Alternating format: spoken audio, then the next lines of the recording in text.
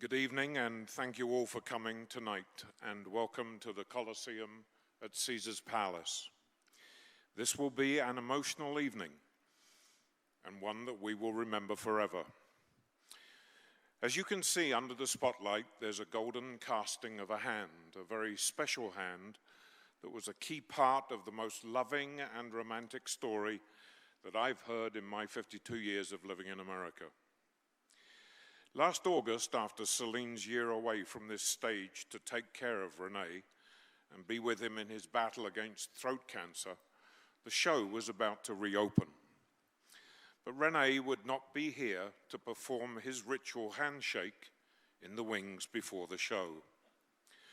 So this sculpture from a cast of René's hand was set on a wood pedestal in the wings, so Celine, the other artists and crew, could touch his hand or knock on the wood for a good show. When this celebration of life was put into perspective, the gold hand seemed to be the right symbol to perpetuate René's memory. Tonight, at the conclusion of this ceremony, you are invited and encouraged to come on stage following our speakers to touch the golden hand as a link to the past and a good omen for the future. Now, please welcome the family. André, René's brother.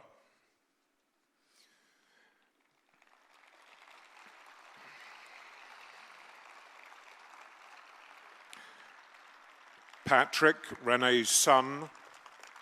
Jean-Pierre, René's son. Anne-Marie, René's daughter. René Charles, René's son.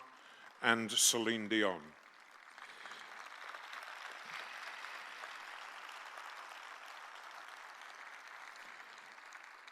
And now our guide for this evening, René Angélil.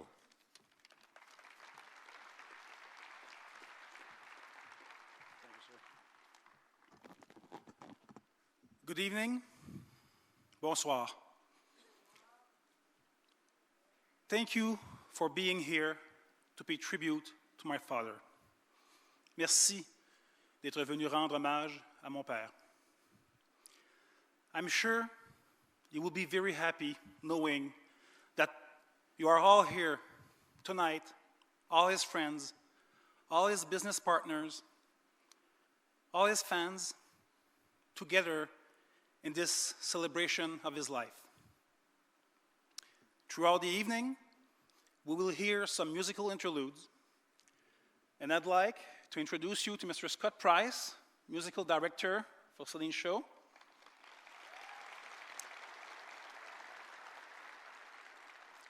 His musicians, Philip Donegan,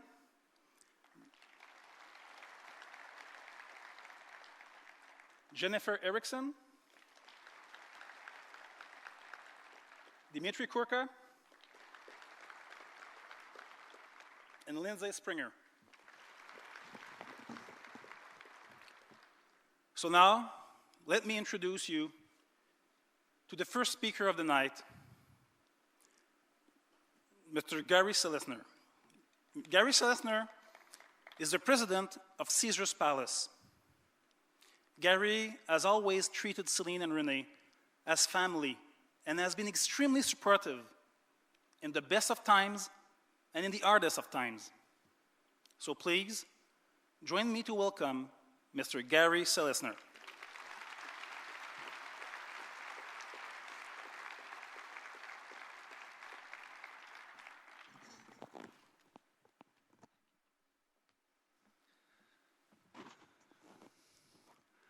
Ladies and gentlemen, first, I'd like to extend my heartfelt appreciation to Celine and her family to allow us to have this time together to remember and honor René. And my thanks to all of you for joining us today at the Coliseum. As you may know, René inspired, nourished, and gave so much love to this very special corner of Caesar's Palace.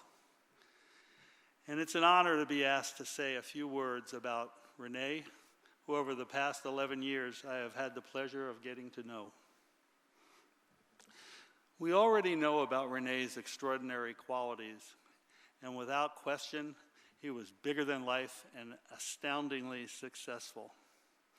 But what I'd like to tell you about is a very brief story which shares a side or two of René that I suspect many of you don't know. From time to time, René would stop by my office, ostensibly to bounce new ideas off me. The purpose of these visits ranged from presenting ideas for whole new shows.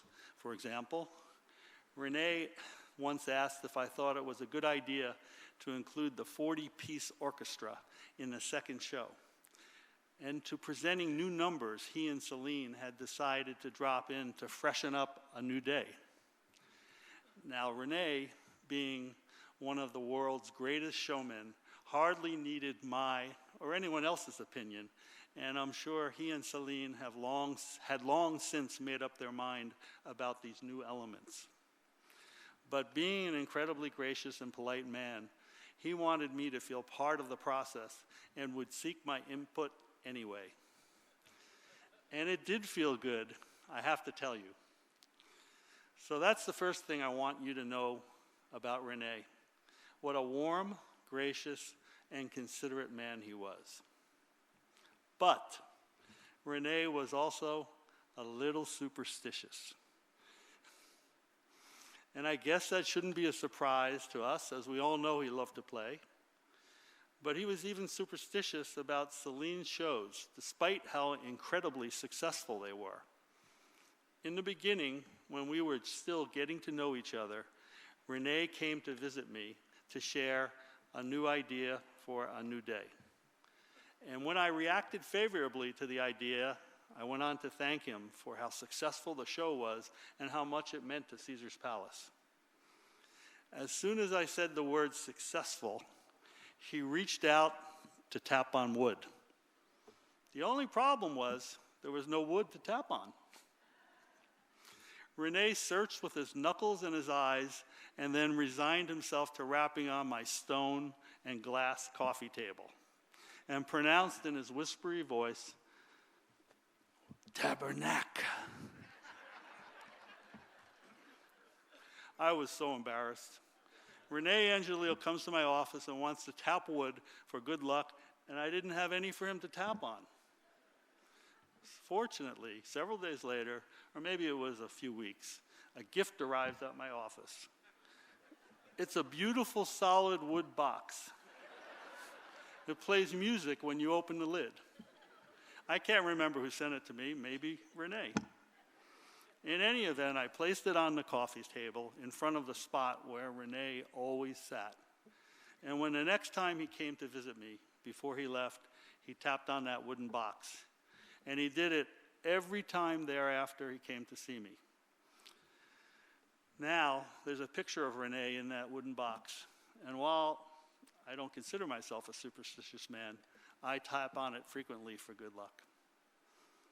Thank you all very much. Thank you, Celine. You and your family are our family and will always be. Thank you.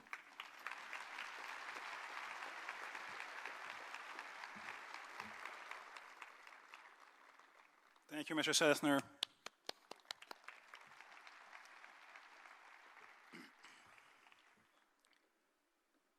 John Meglin is the president and co-CEO of Concerts West AEG Live. 15 years ago, when René's dream was to come to Las Vegas, John was the very first to believe in this crazy venture. So, please let me introduce you to Mr. John Meglin.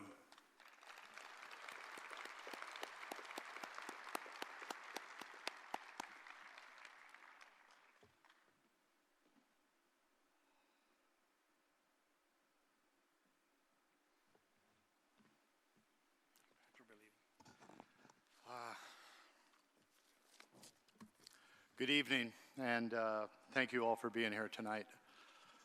Celine, thank you so much for sharing your husband with us for these last 15 years. And and to all the children for sharing your father with us. You had an absolutely amazing father. Andre and the rest of the Angélil and the Dion family, it's the same to you. You shared an amazing person from your family with us, and it meant so much. You know, 15 years ago now seems like a blink of the eye. It began as a business deal, but it became so much more. Yes, he was building his dream. He was building this beautiful venue for his wife to sing in, but you know, nobody had ever done this before. It had never been done. The non-believers were 101 to the believers. They really were. And he liked those odds. He really did. He knew what he had. He knew his hand. It was great. You know, he felt it in every ounce of his body. He really did. And his passion was infectious to all of us. It really was. And he was right. He was absolutely right. Not only was he right, he had a royal flush. It was all hearts. It was a royal flush. He nailed it like you've never seen anyone nail it before. You know, none of us really knew what we were doing back there at the beginning. You know, we followed him. You know, we were a small group back then, and it's grown into this family, this family of people, many who are here today and many who work here today in this building, and they've spent 15 years of their lives, many of them, and this is their life. This place has become their life.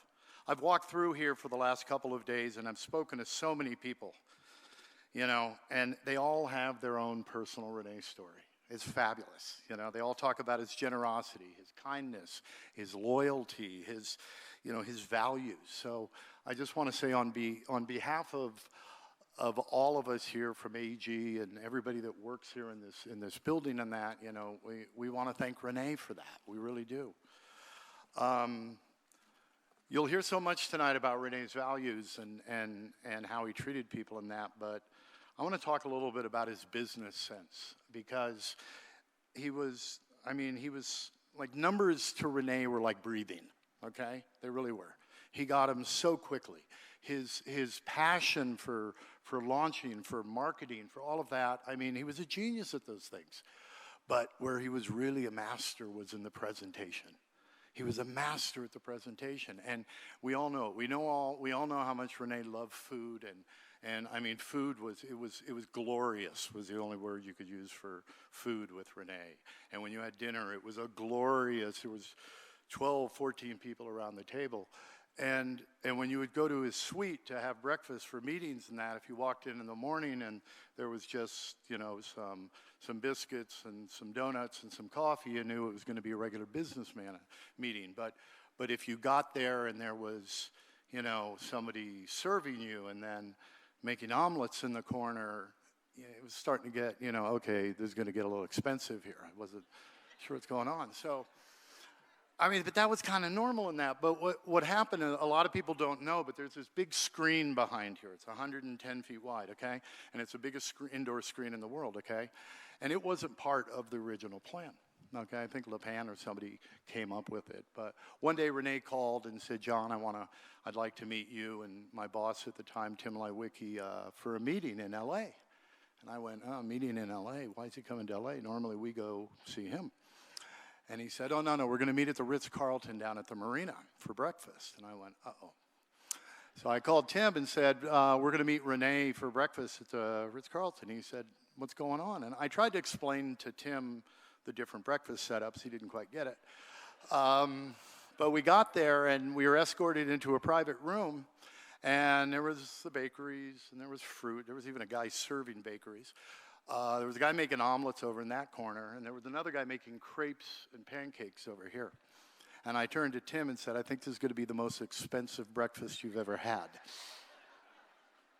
So, you know, René, he nailed it. I mean, it was like we needed this screen. We had to have this screen. It became so integral. And when we walked out after that breakfast, Tim looked at me and he said, well, what happened? And I said, well, we just bought a video screen. He said, how much did it cost? And I said, it was $8 million. He said, wow. He goes, what did we get? And I said, well, we got another year of the show. He said, but we haven't opened yet. And right then I felt like I was René. I said, oh, but it's going to be great. It's going to be great. You don't have to worry about it. And it was, but he knew, he was the absolute master at that. And we watched so many of René's presentations, how he would just set it up, and it was flawless. I mean, we all love René's stories. We love hearing René's stories. We love telling stories about René. We've been in the René Wander for the last couple of weeks, where you go 2 exits past your house and go, how'd I get here? I was thinking about René. But, we all have our René voices. Everybody imitates René's voice. It's really good. Mine was always, remember, John, happy wife, happy life. It was the most important thing he ever taught me. But when I think of him, he makes me smile. And I think that's what he wanted. I think he wanted us all to smile. I mean, he became a mentor of mine, and I will miss him so much. But he's in my soul. And there's my soul, whenever I do something, is always going to say, what would René do? So thank you very much.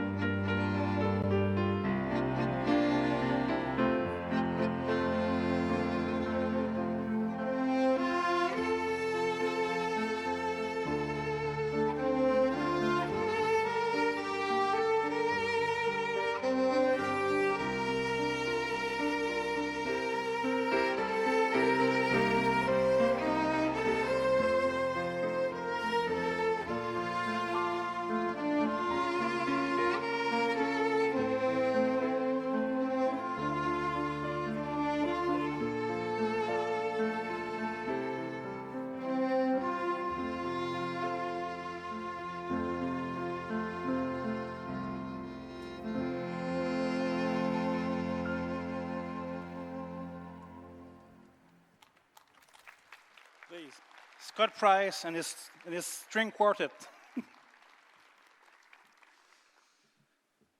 As René began to plan for Celine's return for her the second show here at the Coliseum, that was in 2011, and he sought out the legendary producer of the Grammys, a man who had produced many of Celine's television appearances. Ken Ehrlich immediately took the challenge to direct the show. So ladies and gentlemen, please welcome Mr. Ken Ehrlich.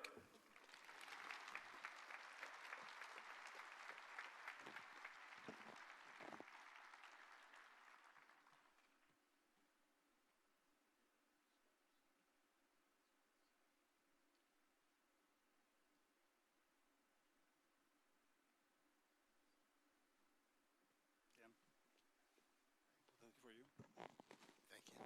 That's good. First of all, I want to echo what John said about how important it's been to all of us that your brother, your father, your husband was shared with us by you. He certainly changed my life, and I think he changed the lives of pretty much everyone here. Like many of you, I had a long time to prepare these words, but like most of you, I dreaded the prospect of actually writing them down. I'll be surprised if others of you out there don't have better stories than I have, because we all have René stories. But he was great material, and nobody laughed at René's stories, at René more than René did.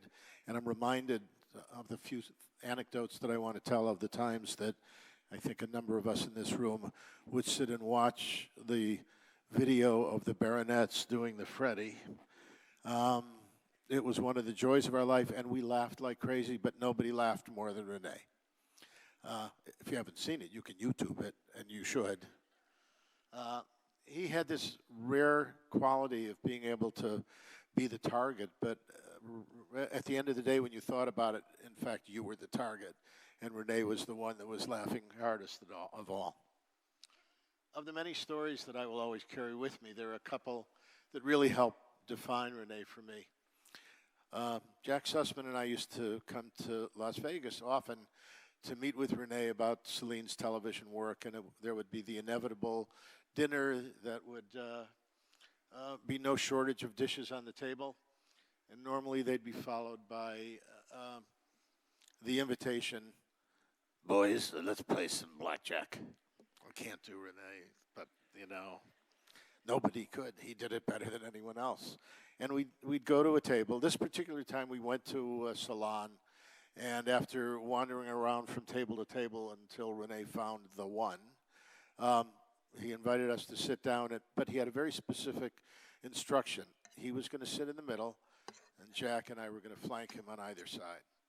It didn't take too long to figure out that we basically were furniture, and what René was doing was not only playing his hand, but playing our hands too. So he would give us a little bit of money and stake us to an evening, and hopefully at the end of the evening we won and we returned the money from him. And that particular night we actually did pretty well. But just sitting there and watching him and we were the shills there that night, and it was a wonderful night, and we just had so much fun with him. The second story speaks to a second passion, and it might wind up being a theme here tonight. And that's maybe what the irony of knowing and not experiencing, but knowing those last few years with René in the feeding tube must have been like. Because René loved food. He loved to eat. He loved to watch other people eat. He loved to see tables set. He loved to see dishes brought. And there was never a meal that was less than a Rabelais and feast with René. I had to look that up too, so don't worry about it. And what really struck me was that except for one or two things, René kind of, I became very proud because I take credit for whether it's true or not. I was the person that introduced René to deep dish Chicago pizza by having 9 pizzas from Gino's East delivered to the Ambassador East one year in Chicago.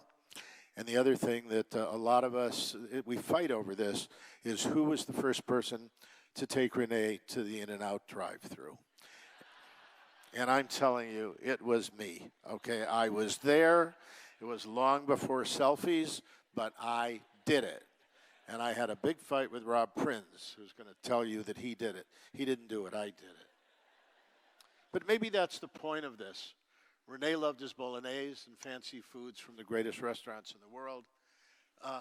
But just like his taste in food, his taste in people allowed him to appreciate Celine's fans and non-show business people at least as much and maybe even more than the celebrity crowd that he often traveled with. When the show was over and the fans mobbed him for pictures and autographs, it wasn't his ego that almost always responded in a positive way to what the photographs that they wanted to take with René. It was his genuine love and appreciation of who they were and what they did, the fans, the people. We often misuse the term man of the people. In René's case, that was an understatement. He understood the people's taste, and he understood their humanity. Because till the very end, he never forgot where he came from. That was one of the most important lessons that I ever learned from René, because I would watch him with people and see that humanity and see what he did. René always dressed like $1 million. I tried, and I think it's kind of ironic that tonight when I got dressed and I put this tie on, for the first time almost ever, it actually formed a knot the way René tied his tie, or maybe you did. I'd like to end my few minutes the way that René ended nearly every conversation that I ever had with him over the 20-plus years that we knew each other. There was never a conversation that didn't end with the words, "Thank you." So at this point, I would just like to take a moment and say thank you, René. Thank you for everything.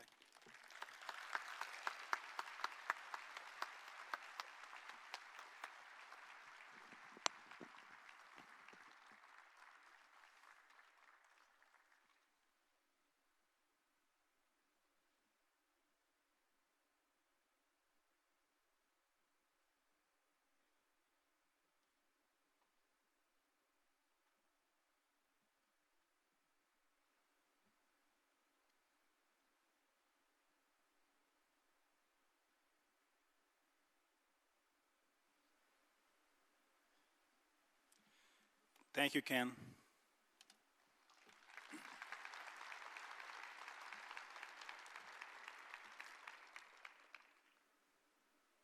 Thanks to our next speaker, we can always know the gossip about who came to the show last night. Now, for the famous man about town, the entertainment journalist for the Las Vegas Review-Journal, the man who always had plenty of questions for René, and in return, always got great scoops. Please welcome Mr. Norm Clark.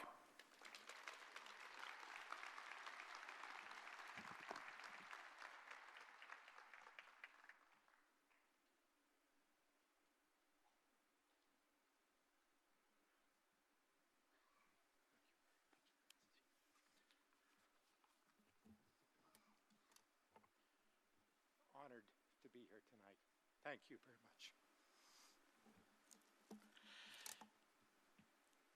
In this highly competitive world of entertainment, René stood out for many reasons. One big reason was because he was such a soft-spoken, sweet gentleman. I'm used to people calling me professionally. When René called, he shared the personal. Since René knew I'd been a sports writer in my previous years, our conversations always turned to his and René Charles' latest adventure.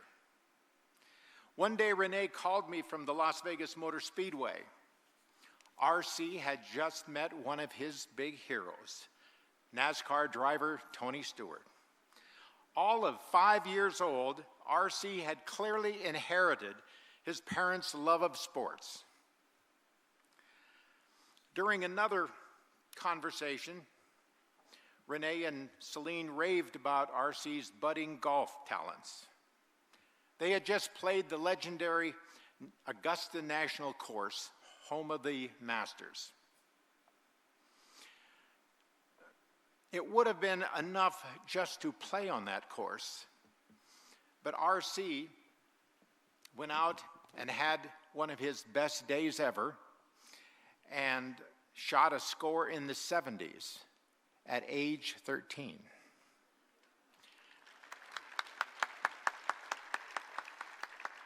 His mom, an avid golfer herself, was proudly singing his praises, and still is. But my favorite story about René and RC was when they went to Fenway Park to see RC's favorite team, the Boston Red Sox. René was thrilled that he got to take his 10-year-old son out on that field and watch batting practice from a couple feet away. But he was even more thrilled when RC tracked down a ball, a souvenir of a lifetime. Then RC heard some kids hollering, begging him for the ball. And I'll be damned if he didn't walk over and give them the ball. René was so incredibly proud of you. He loved, loved, loved you.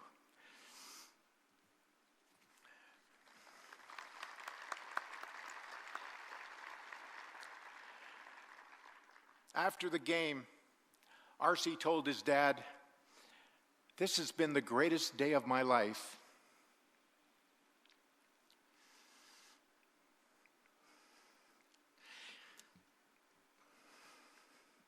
It was obvious from the emotion in René's voice that it was also one of the greatest days in his life.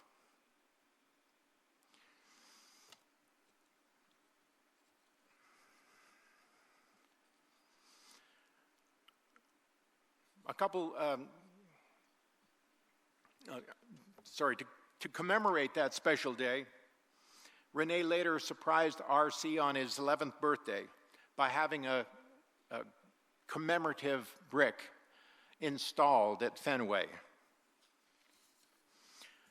René had a way of making you feel like you were part of the family.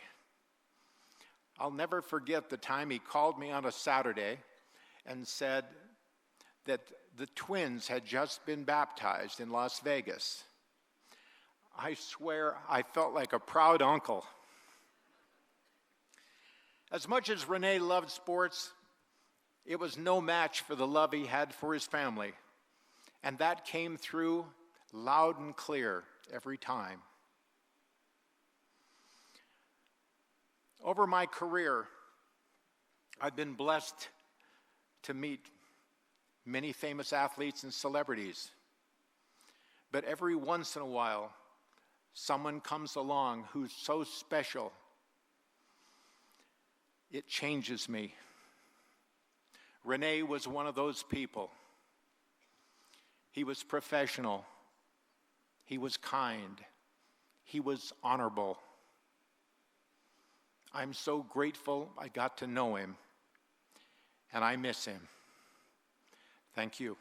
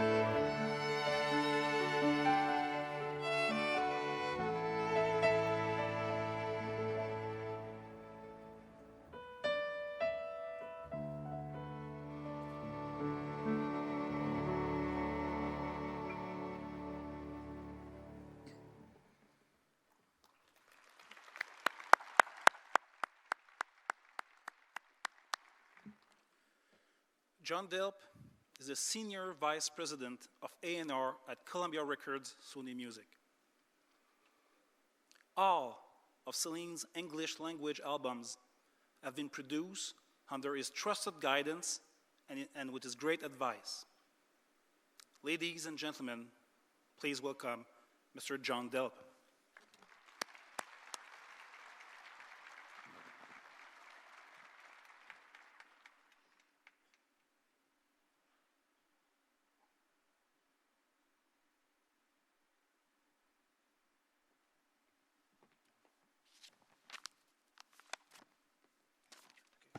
Thank you, Patrick. Please bear with me because I'm a behind-the-scenes guy, so this is not where I usually find myself. But first of all, I'd like to thank Celine and the family for including me as part of this wonderful celebration of René's life. And oh, what a wonderful life he had. I've known René for over 26 years, and outside of my marriage and the birth of my two sons, I have enjoyed the greatest moments of my life, thanks to René. He let me be part of his family, and he is part of my family. And thanks to René, this is truly what we are, one big family. I'd like to read a few words and phrases that describe this wonderful man. Generous, kind, true gentleman in every sense of the word. One of his goals in life was to make everyone happy. Stylish, thanks to Celine.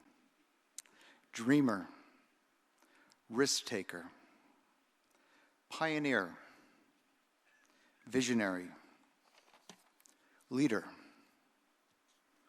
partner, loving father, amazing husband, inspiring, lover of good food, the best orderer at a restaurant. When René ordered food, he would open the menu and he'd say, I'll take this and I'll take this. Everything on the menu. And if you loved it, he'd order 2 more servings. Mr. Sarah. Whenever I needed to find René, he would always tell me he's at home. And whenever he says he was at home, I knew he was at Caesar's. Idea man, music man, passionate, compassionate, team builder, organizer, great golfer, great joke teller. When he would ever tell a joke, he would always start laughing before he would say the punchline. I could hear his laughter. Deal maker, indoor golf champion. When we were making the Let's Talk About Love album, we were in London, and Celine had just taken up golf. So we took the mattress off the bed in their room, and we put it up against the window, and we started driving golf balls into this mattress. It sounded like a gunshot. So René gets me to get up there and hit the ball. I'm not what people call a golfer. So I hooked it, and the ball's bouncing around the room. We're jumping out of the way. You remember. Strategist, our godfather, and our secret weapon. René was the guy that always got it done. So in closing, I was raised in a Quaker tradition, and I'd just like to ask everybody to bow their heads and think of a great René story that warms your soul and sends him a message of our collective love.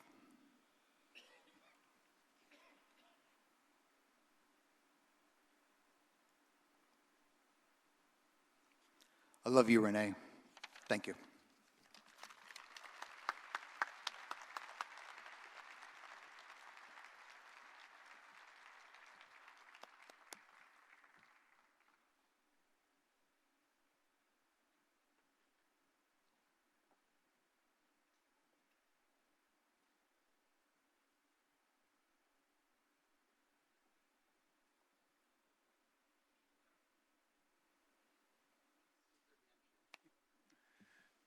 Thank you, John.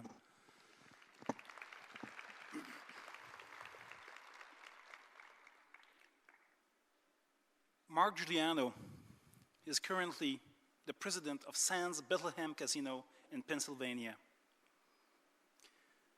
When a new day opened in 2003, Mark was the president here at Caesar's Palace, famously supporting the passion and the dream. Please welcome Mr. Mark Giuliano.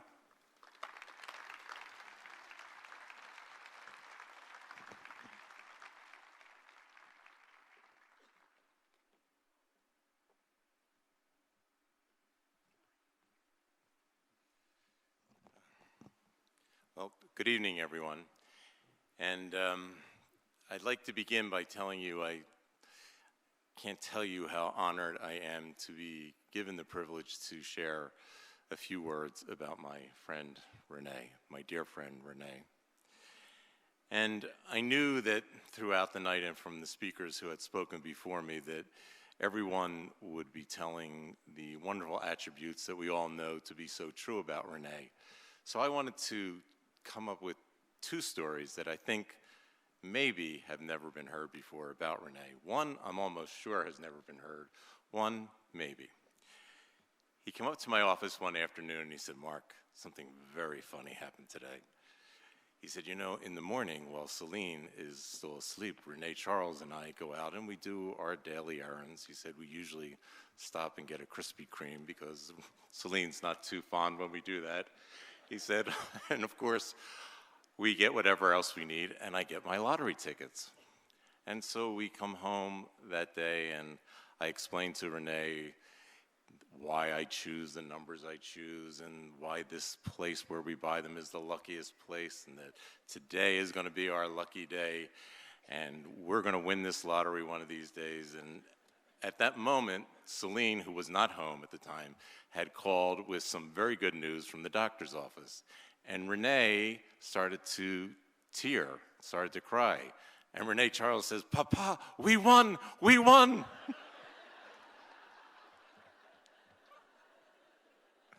So,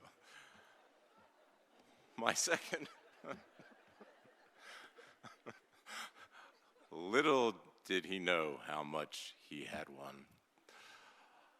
But my second story is, one day, Jackie and I, my wife, went up to the MGM for lunch, and the waiter happened to be a French-Canadian waiter, and throughout the course of the lunch discovered that I was the president of Caesar's Palace.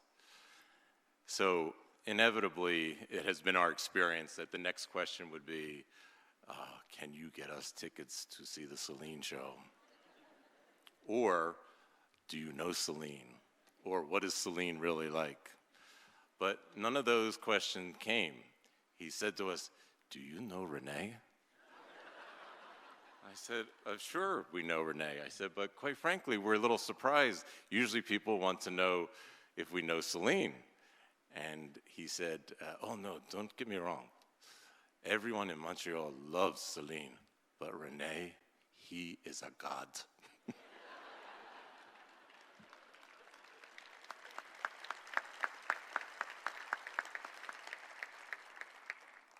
And he is a god, and I am very proud to have been able to call him my friend.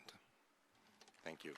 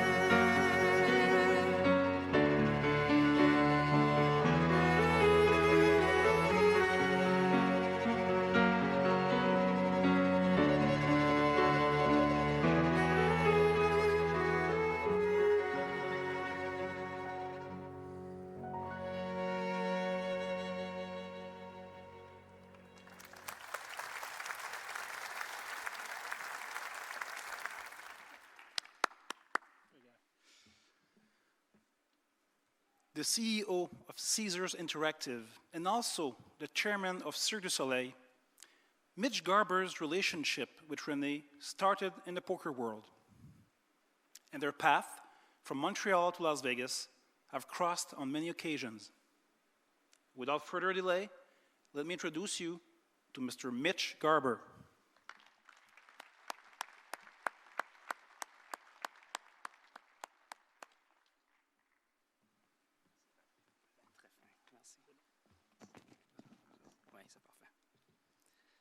Thank you, and merci beaucoup.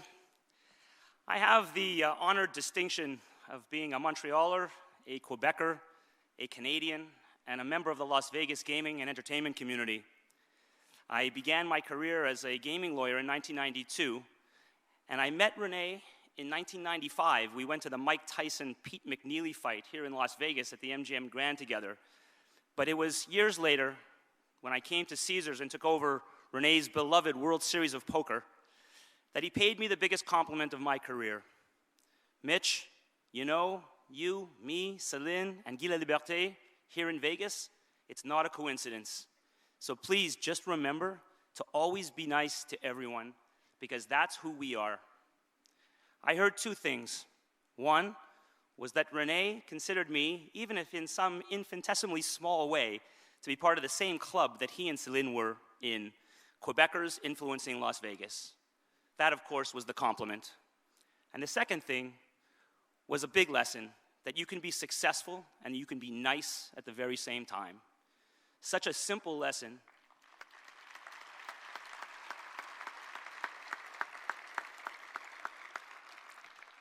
A simple lesson, but it's the reason why we are all here today. And it's the thing that his fans and his children need to remember and honor forever. That at the end of the day, this was a business and artistic genius, a devoted and worshiping husband, a doting and proud, committed father, and simply the nicest, kindest, and most generous man in the world. Kind and generous with time, with money, with words, with a smile, a handshake, a hug, and a God-given gift to make you feel like you were truly one of his best friends. And he made hundreds of us feel that way. Waiters, barbers, maitre d's, golf caddies, more waiters, waitresses, more maitre d's, poker dealers, more waiters. René made you feel special. Rudyard Kipling wrote in the poem If you can walk with kings and not lose the common touch, if all men count with you, but none too much. That's René and Céline, to walk with kings and not lose the common touch. Céline stood for nearly 7 hours at the public viewing of René in Montreal, greeting fans and friends.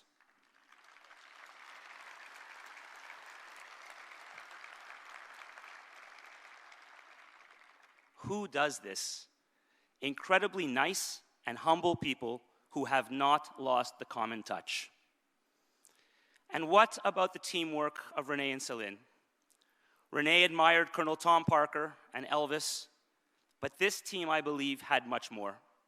I think the greatest team in the history of show business, and that teamwork extended to parenting, to friendship, and to philanthropy. René was, of course, a raconteur, in an era where raconteurs are sadly becoming very rare. 2 years ago, he asked me where I was spending my Christmas holiday, and I told him I'm going to South Africa. And without missing a beat, he said, you know, Céline has the biggest selling album in the history of South Africa. Even bigger than Thriller, Mitch. So proud he was. I will miss his phone calls, by far my favorite phone calls. I remember one time René called, Mitch, René Angélil. I burst into laughter, and René on the other end said, why are you laughing? What's so funny? I said, René, you really don't have to say Angélil after René. First of all, I have call display, and second of all, you have voice display. The phone calls turned to texts. The texts turned to my text to René's friend Pierre Lacroix to relay to him old pictures, video clips of me talking on French TV about René. And René answered through Pierre until very recently. And now, here we are. The raconteur is no longer with us. His stories and our stories of him, however, are with us forever. I mentioned René's generosity. Well, René taught me another lesson. René Angélil was the Rocky Marciano of paying for your meal. I would show up 15 minutes early to give the maitre d' my credit card. I'm sorry, Mr. Garber, Mr. Angélil already called. I would call the day before. I'm sorry, Mr. Angélil has called to make sure no one else can pay for this meal. I have slipped waiters extra cash to give them a tip, and they've handed the money back to me. I'm sorry, sir, we cannot accept your money. A Las Vegas waiter refusing a tip, only René Angélil could orchestrate that.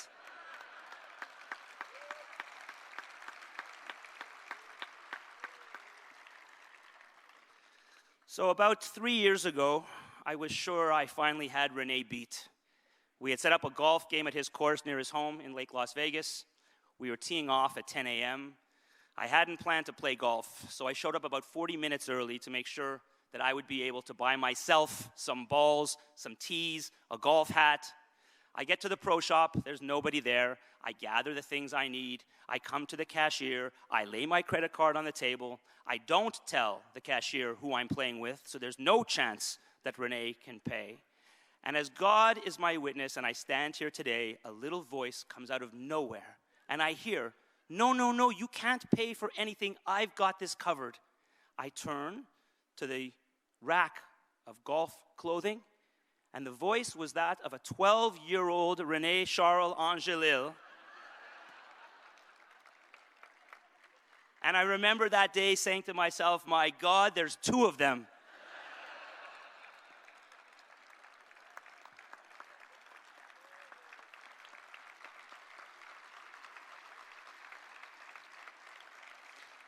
So to Céline and to René's children and his brother, his beloved family, extended family, his friends, my heart does ache for you, but at the same time, this is a well-deserved celebration of a life that you were nice enough to share with us.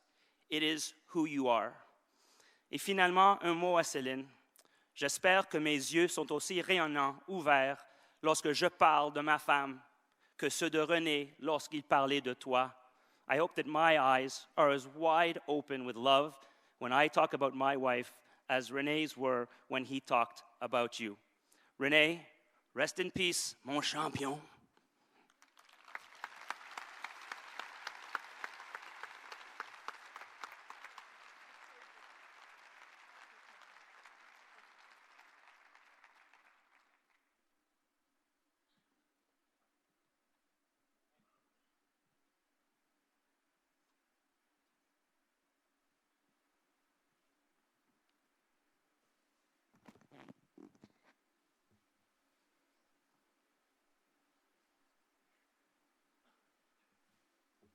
Thank you, Maj Garber.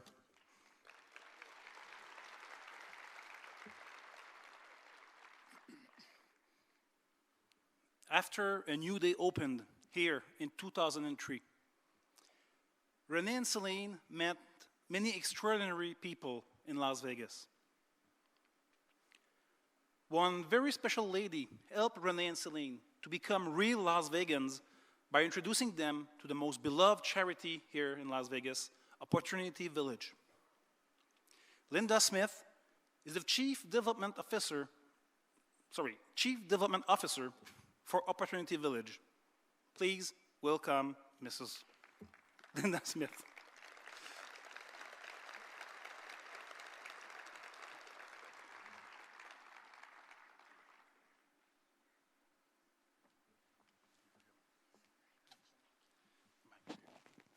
Thank you.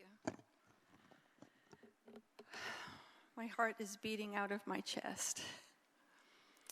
The flame that was lit at Hello by René at the very first meeting that I had will burn in perpetuity for people with disabilities throughout the world. It will not only warm every person, every family who needs help, it will continue to be the spark that can start fires across the nation and around the world and will illuminate the earth.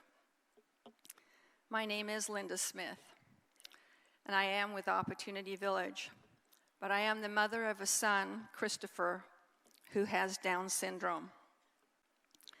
Many years ago, I had an impossible dream that I could meet René and Celine and ask them to help Opportunity Village, and by doing so, change the way people view disability through their star power. Instead, I met people I would come to call friends, real people first, and yes, superstars. But more so, they were kind, gentle, generous, and caring. With René and Celine solidly in our corner, we were able to start to build a world-class campus with arts in all of its forms right here in Las Vegas, an employment training center, and soon to be a residential community. A place that will feature groundbreaking best practices in disability care and bring attention to people from all over the world to come and visit this model. There comes a time in life when we all must say goodbye, but I am here to tell you about a profound hello, one that I exchanged with René and Celine many years ago. But I have to back up just a minute. I was putting my disabled son, Chris, to bed last week when I got the call to speak at this beautiful, beautiful ceremony in honor of René. There are two very compelling things about this momentous call. One is, I am just a mom, not a celebrity, not an industry leader, simply a mom on a mission to make my son's entry into the world make sense. Chris was born with Down syndrome in Canada, as Celine knows. And I had this baby that everyone thought was a disaster. And my journey over the years has been to find all the things that are amazing about him and to connect the cause of disability with people who can change the world for them. I met this beautiful couple, Celine and René, my AEG Live friends and my Caesars friends, because of his birth. And I have to tell you a secret, Celine. I had René at hello. I saw his warm, brown, luminescent eyes melt at the notion that he wasn't sitting with yet another charity leader extolling the benefits, that he was instead sitting with a mom who, like many others, needed his help to make a child's life meaningful. My request of Celine and René wasn't easy. Would you help us build a beautiful campus where Chris and his 2,000 disabled friends would come to learn and work and play? And would you put Opportunity Village on the map with your bigger-than-life name and talent? And would you fill the Coliseum and sell all the tickets and make everyone pay a ton of money? And oh yes, could you pay all the expenses so that we get to keep all the money? And could I impose just a little bit more and bring a ton of potential donors backstage to meet Celine? Because I think they will give us a lot more money for the experience. René said yes, Celine said yes, and our donors had that rare privilege of meeting Celine after the show. It was magical. René and Celine raised $1 million that day. $1 million for a local charity. And every penny was used to build a campus that's visited now by people from all over the world, one that is filled with best practices, light, and love. Something more happened that day. René and Celine became friends, and their hearts were captured by people with disabilities. And true to their hearts, René and Celine did not walk away from Opportunity Village after the curtains closed. Instead, they continue to hold us close. They came to our event, The Magical Forest, where they sampled the hot dogs, because we know René loves food. He really loved our hot dogs. And they proclaimed them the best ever. And then you powered down the funnel cakes. That tiny little lady over there. Whoa. To see Celine eat funnel cakes was something quite remarkable. But they did so because they knew they were made with love by our wonderful citizens at Opportunity Village.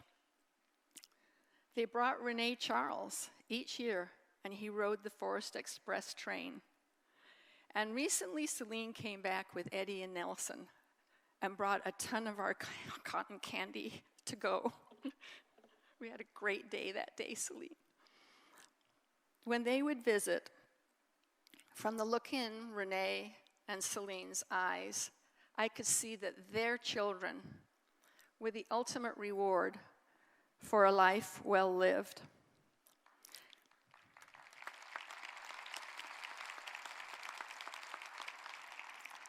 And I knew how they felt and understood how I felt about Chris and why I had become an activist mom.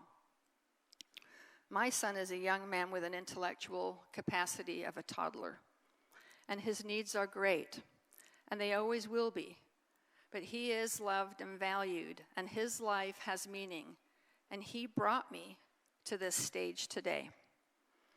His life's work is yet to be done, and when I reflect on this beautiful couple, and in some ways I see families like mine, incalculably brave, like Celine, who stands in front of thousands of people each week and uses her talents to capture hearts. In René, I see us through his kindness and critical acumen at managing so much and so many. Over the years I have known René and Celine, I've seen them seamlessly become part of our community. They have selflessly given themselves to important international charities: UNICEF, Cystic Fibrosis, Autism Speaks, more than 20 international charities. But what is amazing is that Celine and René turned their attention to a small local charity, Opportunity Village. Celine, the incredible concert you gave on our behalf and that René miraculously said yes to was the first $1 million that we received in our then 50-year history.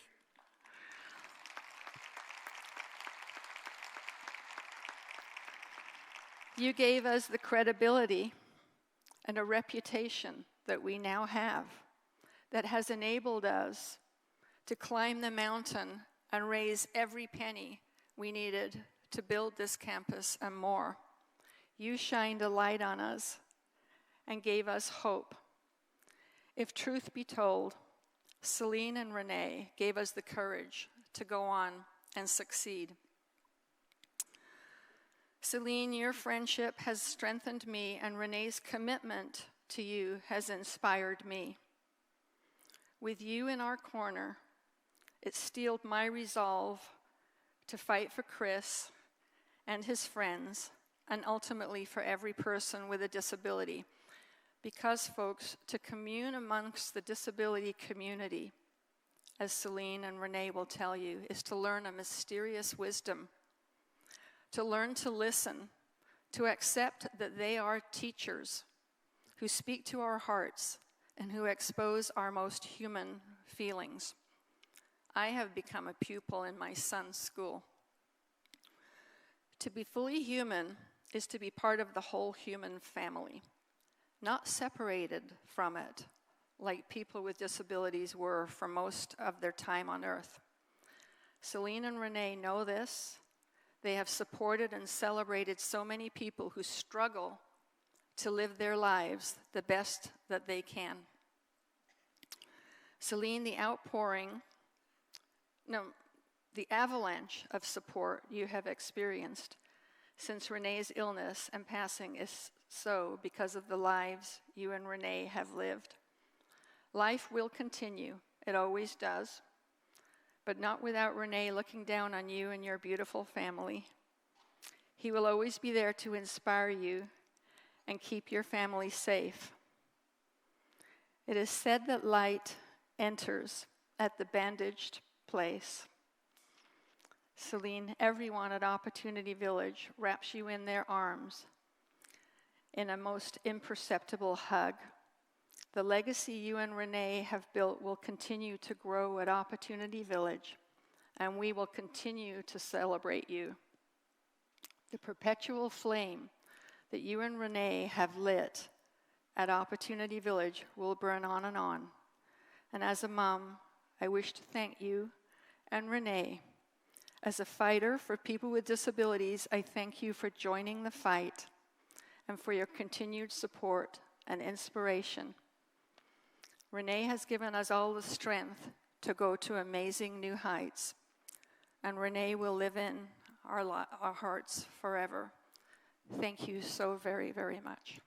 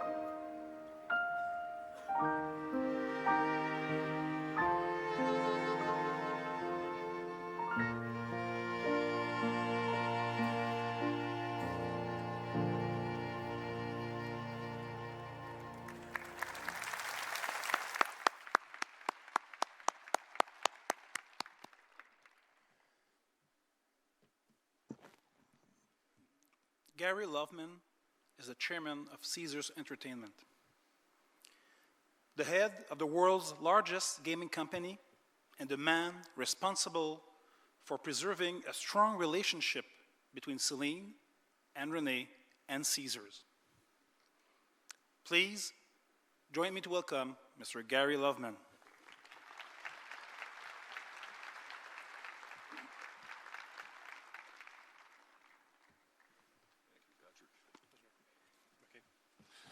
Thank you, Patrick, Angélil family, and Dion family. It's a great honor that you've chosen to have this event here this evening with all of us and give a few of us a chance to talk about our feelings about René and the effect he's had on our lives. For those of you that have been around this world for a long time like me, maybe if you've been lucky, you've had the chance to meet just one person like René Angélil. Someone, when you meet him, for whatever reason, no matter how substantial or insubstantial, you have the feeling that everything about your environment is better as a result of having been with him. And it happens very quickly. You may come with any agenda, personal, business, or otherwise, And immediately there's a sense of calm, a sense of confidence, and a sense of benevolence that captures the experience, and you begin to feel it, and all of a sudden, imperceptibly, you recognize that your whole spirit has been lifted by this experience, which you may not have anticipated at all if, as I was in 2005, this was the first such experience. But you come to seek it out, almost like a tonic, that every one of these engagements with René or with Celine, or in the very fortunate events you get them both, it lifts your spirit and fills your soul in a remarkable way. And in so doing, as you've heard from several of my colleagues, René had this remarkable capacity, even though as you reflected on it, you knew you were only one of dozens or hundreds of people in his orbit. In that time, you felt like you were a very select member of that orbit. And it filled you with the greatest of sensations. In my tenure at Caesars, the most challenging moment in our collective experience came when Hurricane Katrina struck the Gulf Coast, where we were the largest employer, and a number of our people's lives were devastated in the events of those few days and the days that followed. And as we thought about how we might rally and support those of us with whom we worked, my thoughts immediately turned to René to see if it might be possible to organize an event here in this theater with Celine, Elton John, and Jerry Seinfeld. In my experience, these are rather difficult things to organize and to enjoin everyone's enthusiastic cooperation. But in this instance, I knew, even before I went to René, that this would be something that he and Celine would support and do so enthusiastically. And so in the discussion, none of the typical adjudications and logistics were manifest. Instead, it was immediate that his heart was with our hearts, and his determination was to make this not only something that could help those in our family who needed it most, but something that we all could use to regain our spirits and to celebrate. So we had on this stage in one remarkable evening, I am told for the first time, Elton John and Celine Dion and Jerry Seinfeld, and it was a night that none of us will ever forget, Celine. In fact, seeing you sing and dance a bit with Elton John was really, really remarkable. I was pleased that you were the one doing the dancing. There was a second occasion where I was trying to raise money for a disease called sickle cell anemia that affects a great number of people in need around the world, where the science had advanced very substantially, but the financial support had not. And again, my thoughts turned to René and Celine, advocates, as you've heard, for children in need. And once again, they came through immediately and in the most profound way. And as was the case at Opportunity Village, this disease that needed friends very badly found two new ones. And we too were able to raise an unprecedented sum of money in just a short period of time to support it. So René has presented to each of us a man who, at first blush, is a series of contradictions. He's on the one hand very soft-spoken, but he's profoundly impactful. You hang on every word, every phrase. He's measured, but at the same time spontaneous and very funny, with a sincere and engaging tone and atmosphere about everything that comes to him. He's calm and patient, yet he demands the best of each of us without ever saying to me or my colleagues at Caesars what exactly he expected us to do to meet his high standard. We knew it in the way he conducted himself. But certainly most importantly, despite being a cosmopolitan man, a Renaissance man of sorts, a sophisticated connoisseur of many great things in life, he was most fundamentally a family person, dedicated to his wife, his brothers, his children, all of those in the Angélil and Dion families, and you felt that at every turn, at every engagement in the most sincere of fashions. And as you know, this is a contagious effect. For those of us that got to share in this, it spilled over onto all of us, and I think it made each of us better in our own ways. So if you're willing with me this evening to accept an assignment as a result of our celebration, as you've heard about this remarkable man, perhaps each of us can choose one of the attributes that we found so endearing. He had so many to offer us, and we take it upon ourselves to work just a little harder to manifest them in the way that he did with each of us. And maybe the world will, over time, come to have the same effect on each of us that our experiences with René had on us. Thank you.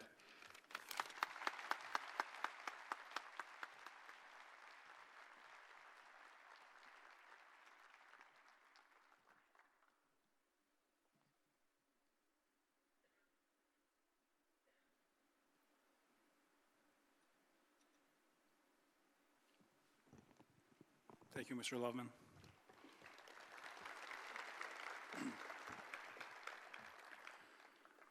Calmly and loyally overseeing business affairs for Celine and René, Paul Farberman was there from the very beginning, back at the time when they signed the first contract with CBS Records Canada.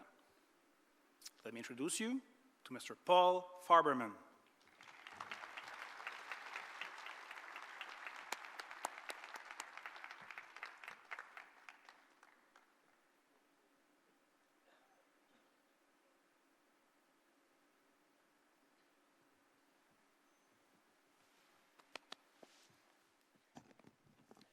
Thank you, Patrick. I am indeed very deeply honored to be here and part of the celebration of life for my friend René.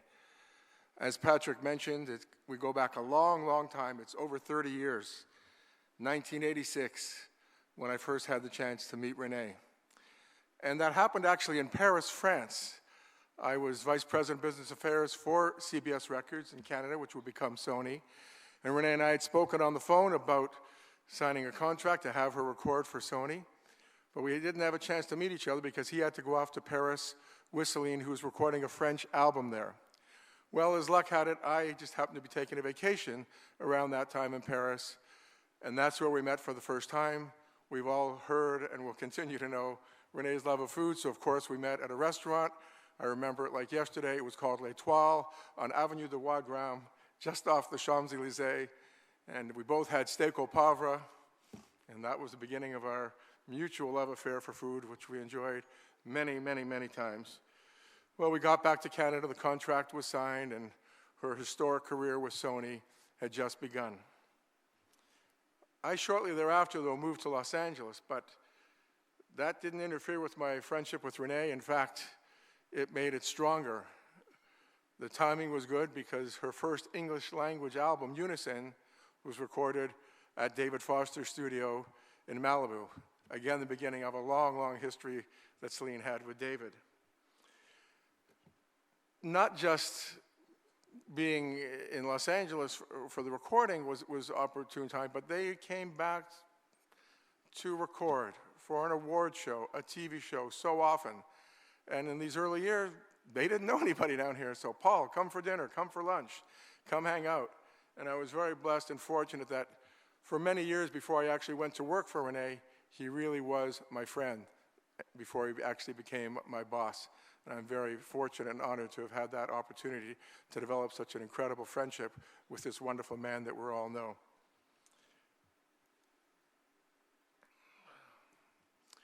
He talked often about working together. Paul, one day we'll do that. And I was working at the time at 20th Century Fox, and it was January 1997. And he said, Paul, the time is now.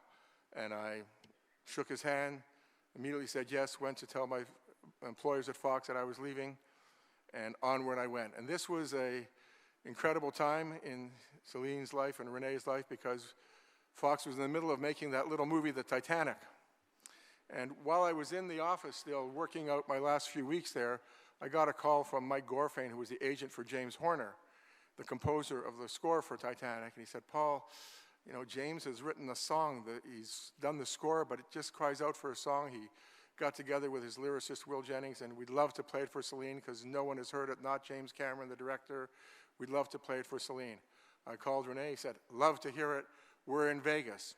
And this is before she was performing here, but as we all know, René used to love to come here. God, in the early years to hone his gambling skills. Celine used to come with her parents.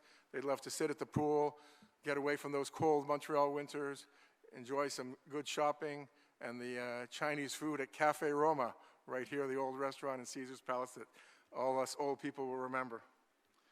Well, we went to here, Mike Gorfain, James Horner, and I flew to Vegas, met René and Celine in their room, and listened as James Horner played My Heart Will Go On the piano. Didn't sound so good, and Celine was kind of rolling her eyes, and René said, well, you know, I think we should have Celine demo the song. And they went, look, we're not here to ask Celine Dion to do a demo. René said, well, if James Cameron hasn't heard the song, if he's going to hear it, he should hear it with Celine's voice and not someone else. Of course, they did do that recording, and the next step was to see the movie. Because still, without really seeing the movie, how did they know how it would work? Well, we all got together in New York that summer. James Cameron was there, the producers of the movie, a lot of the key executives from Sony, Dave Patel, of course, and all our team were there, John Delp. And we watched the movie, and at the end, you could see Celine and René wiping the tears from their eyes because they were so caught up in this beautiful, tragic love story that was the centerpiece of the movie. The next day, we all had a meeting with the Sony executives and discussing, should she really do the song for the movie? I mean, the movie was long at that time, and this was, 6 months before the Christmas release of the movie. It had been getting a lot of negative press, and a lot of fighting on the set, over budget, and things. It didn't look like this was going to be a big success story. And there was questioning it, and I'll never forget how René literally stood up from the table, and he said, "I'm a gambler, and I'm going to bet on this one." And of course, the rest is history. I'd like to mention another great story, how Celine was performing in Phoenix for the annual event that David Foster puts together with Muhammad Ali for the Muhammad Ali Foundation. And René was sitting right at the table with Muhammad Ali, and he motions me over and whispers in my ear, "Paul, Celine's backstage. She's about to go on. I'm supposed to be there. Please, go tell her right now. Just say, I'm with the champ. She'll understand." And of course, she understood.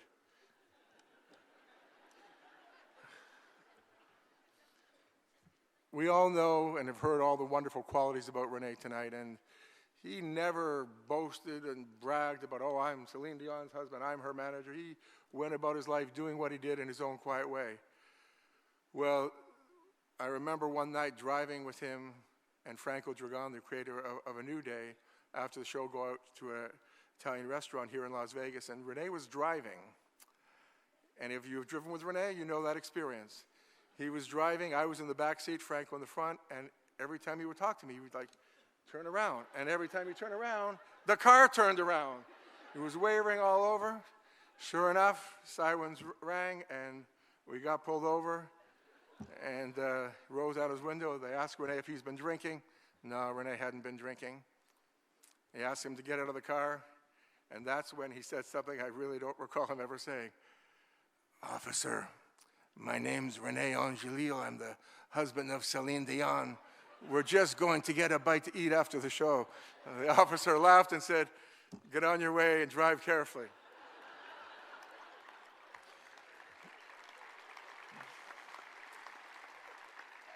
We had a wonderful life. We worked hard. We ate very, very hard. We laughed, we cried, and shared a lifetime of great times together. You will be sorely missed and always in my thoughts. I love you, René.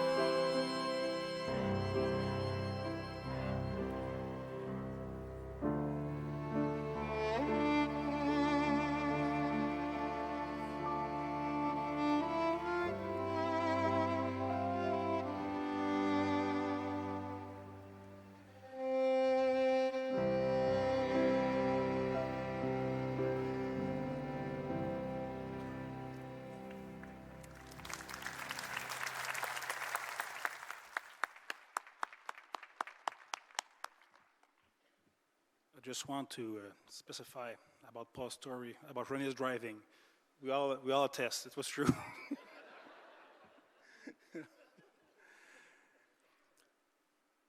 Rob Prince has been Celine's first and only agent for shows in North America from the beginning of her touring career. Now, an agent and partner at ICM and a renowned agent with a strong reputation, Rob remains a trusted confidant, for 27 years. Ladies and gentlemen, Mr. Rob Prince.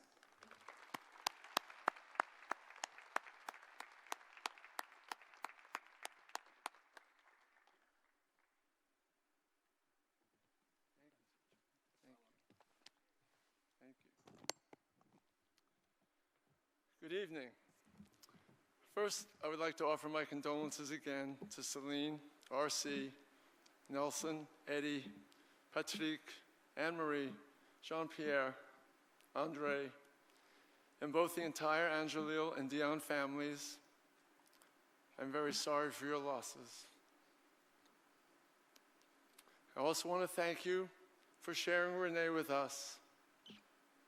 While he unequivocally belonged to you, when we had him, he was the greatest friend anyone could have.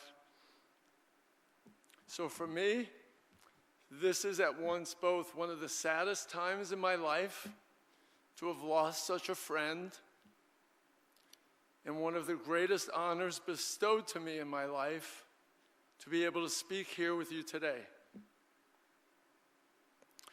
To say that René Angélil had a profound impact on me and my family would be a tremendous understatement. In 1990, Donald Tarleton sent me a cassette to listen to by a young French girl he told me was getting a lot of attention in Quebec and that there were plans for an English record. I did not speak French, but I told him I did hear a really special quality in her voice, and that I would welcome the chance to meet the manager. Before long, René arrived at my office, and I got the full pitch.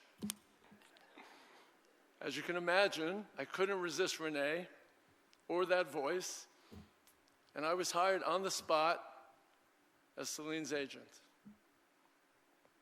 If René liked you, you were in, all the way. Not that I had any idea what that meant at the time or where that meeting would ultimately take us. Much of the rest of the story is well documented. Millions of albums sold, countless awards, and attendance records broken in places from Montreal to Paris to Durban, South Africa, to Dublin, to the massive Tokyo Dome. Everyone on the team all worked very hard and fought for Celine and René. And when we had success, there was no one better to celebrate with than René, because he was so appreciative to everyone on the team. He was incredibly inclusive. We also got a courtside seat to witness one of the most beautiful love stories imaginable. But I have to say, he was a real guy's guy. I was fortunate enough to spend countless hours working with René, but also more rounds of golf, poker tournaments, and meals that I can remember. The meals, of course, as you've heard, legendary. Every single open space on the table filled with plates with every single item on the menu ordered, just so you can taste everything, because as René would say, you gotta try this, it's the best. And he loved both fine dining, like Nobu and Guy Savoy, but he really preferred the better restaurants of the world, like Schwartz's and In-N-Out. For sure, he liked those better. And what a sports nut. Just like me and all of his friends, I can't think of a sport that he did not adore. He loved the action. He loved the competition. He would have loved Manning Brady 17 last week because I know he intently watched all 16 prior versions. Plus, his favorite guy won is going to the Super Bowl.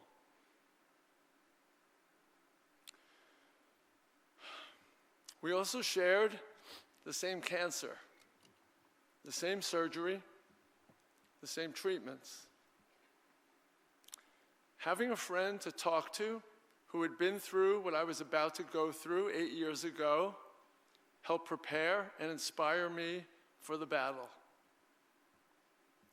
Celine and Renee's support through that time meant everything to me and my wife, Nikki. René Angélil was the most incredible combination of intelligence, kindness, wit, generosity, loyalty, and street smarts you could ever encounter. He treated every single person he came in contact with in the entire time I knew him, 27 years, with respect and appreciation that set most people back on their heels. No doubt, everyone here who knew René has their own version of this story, as you've heard. Whether it was a driver, a waitress, a poker dealer, or a label president, he was universally kind and grateful to anyone he worked with or who would serve upon him. Not to mention the over-tipping. God, he loved over-tipping. It was so rare to see him become aggravated or impatient. So for me, there are two legacies that will stand out when I think of René. The great vision and huge success he was able to architect. Just look where we are sitting here today. This building would not exist if not for him. When this deal got done, Las Vegas was a very different town. It was akin to an elephant's graveyard for artists in the early 2000s. This deal with this artist transformed this entire city. How many people can you say that about? Now, there are so many major artists who perform here and have residencies here. It is hard to remember what the town was like before a new day opened in 2003. If Yankee Stadium is the house that Ruth built, this Coliseum is the house that René built.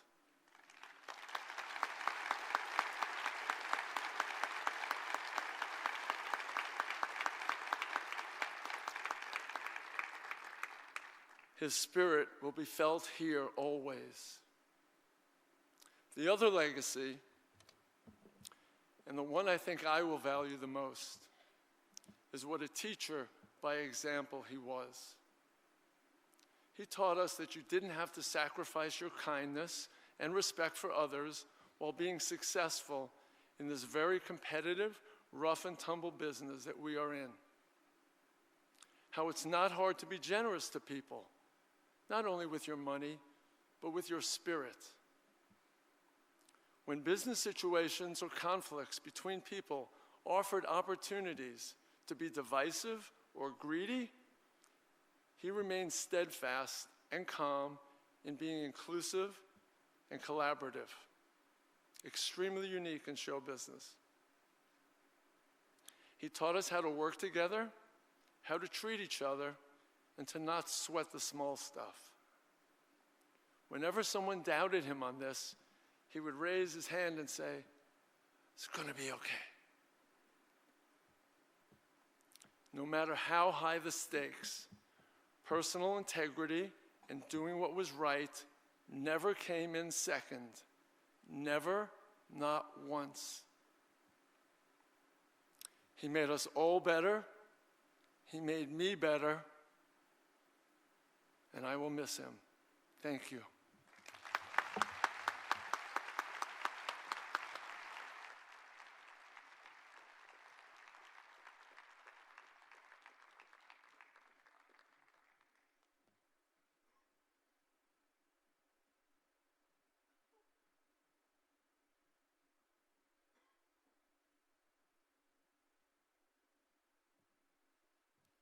Thank you, Rob.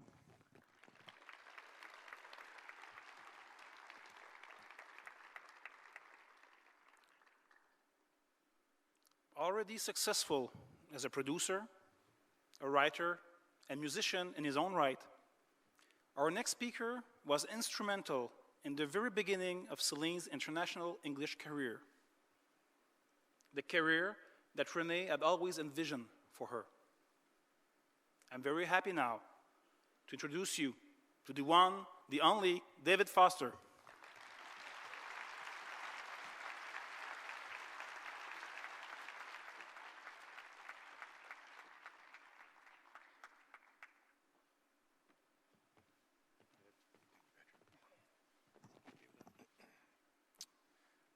I might add, Patrick, that all the records that we made together was with my partner, Umberto Gatica, who's with us tonight, too.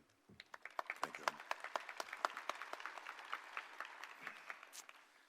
Soft. Soft heart. Soft voice. Soft skin. A soft yes when there was a request.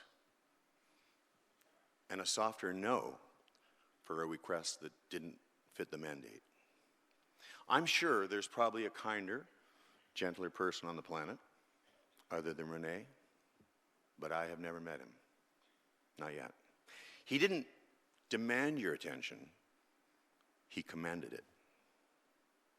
When I first met René in 1989,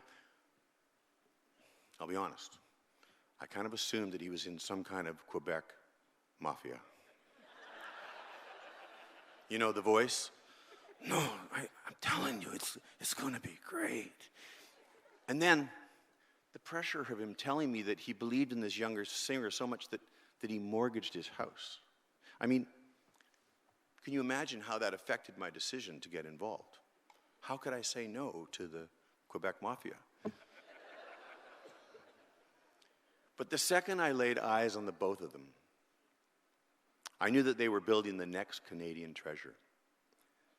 For the past 20 years, I always tell new managers that I meet, go and study René and try to do everything and copy everything that he has done. It was and is textbook. How did he know to be just right in every situation? How did he know how to navigate the treacherous waters, as Rob said, of the music business? Where did he learn to treat everyone with kindness and equality? How did he learn how to create and maintain a global career? How did he learn not just sympathy, but empathy? And then, as many have mentioned, there was the love story. And I saw it up close and personal from the beginning. And it was one of the greatest ever. I mean, these two loved each other in a way that I could never imagine. Mind you, I've been married 4 times, so I really can't imagine that. I'm sorry. And forgive me to the other children, Patrick, Marie, and Jean-Jacques. Jean-Pierre, sorry. But I'm sort of directing this at René, but I mean it for all of you. René Charles and the other siblings. I lost my father when I was just a couple of years older than you, René. So I can speak with some experience on the subject. I still remember watching my dad shave, watching him do the dishes, watching him play and teach me the piano. I still remember his smell and 1,000 other memories that I've thought of every day for 50 years.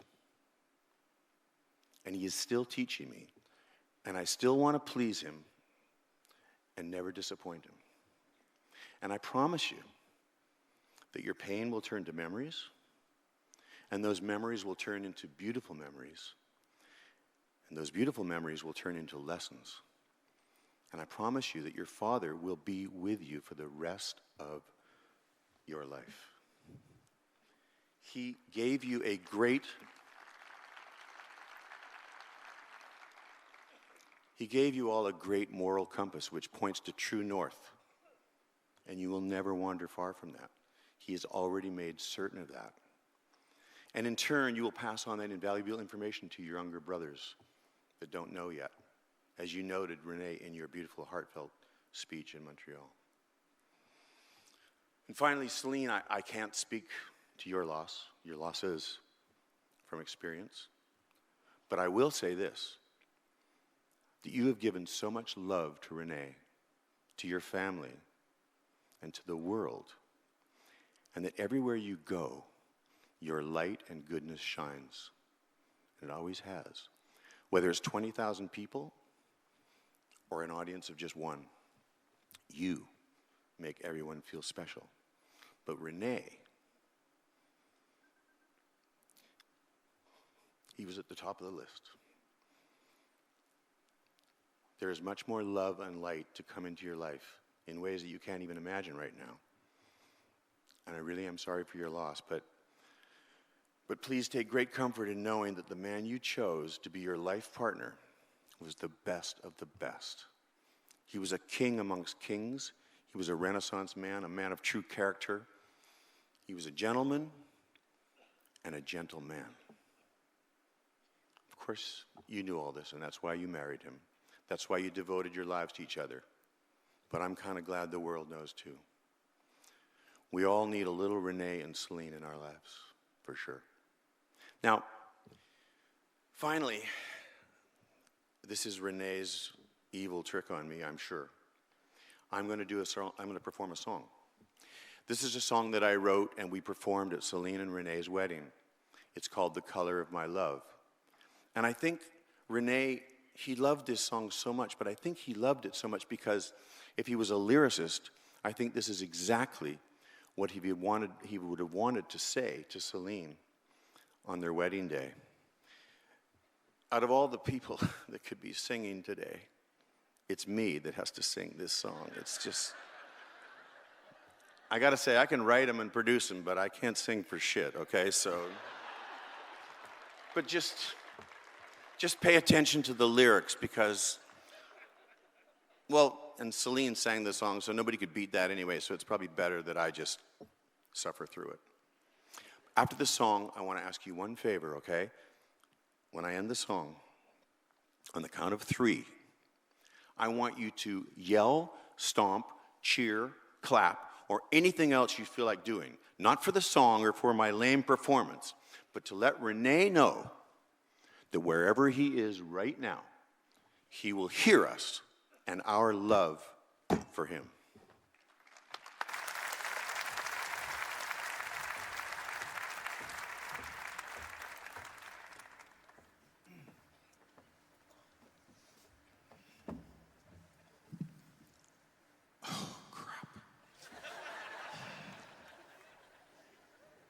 My apologies.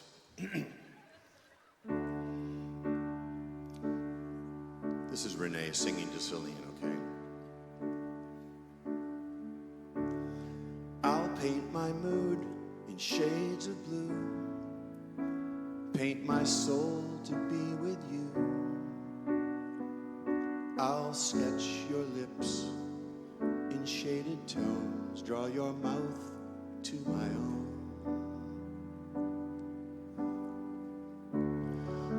Draw your arms around my waist, then all doubt I shall erase. I'll paint the rain that softly lands on your windblown hair. I'll trace a hand to wipe your tears, a look to calm your fears, a silhouette of darkened light, while we hold each other oh so tight.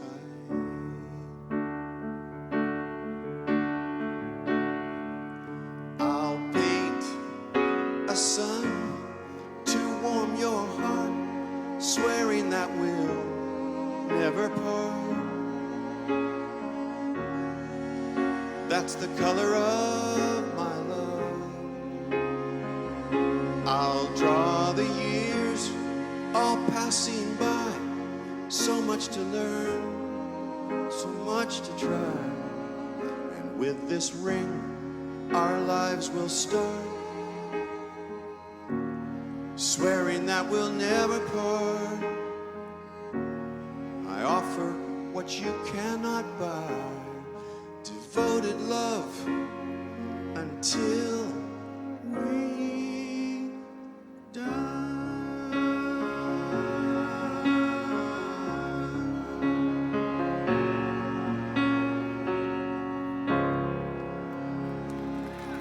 Now,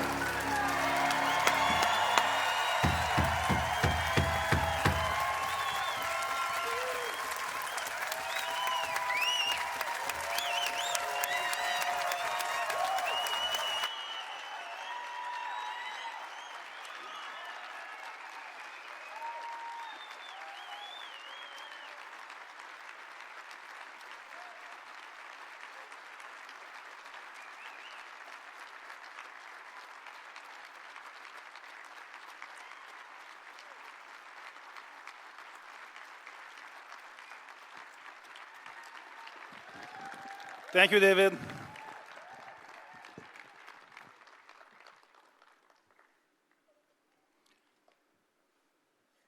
Our next speaker was an important part of René's vision. First, with Sony Canada at Celine Sighing, and then working at René's side for over 20 years. Please join me to welcome Mr. Dave Platel.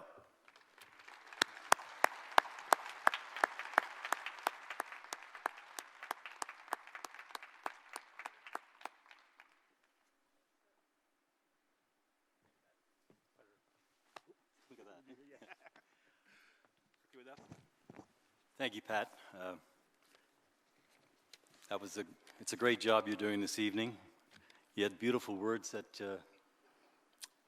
René's service in Montreal. He'd be very proud of you.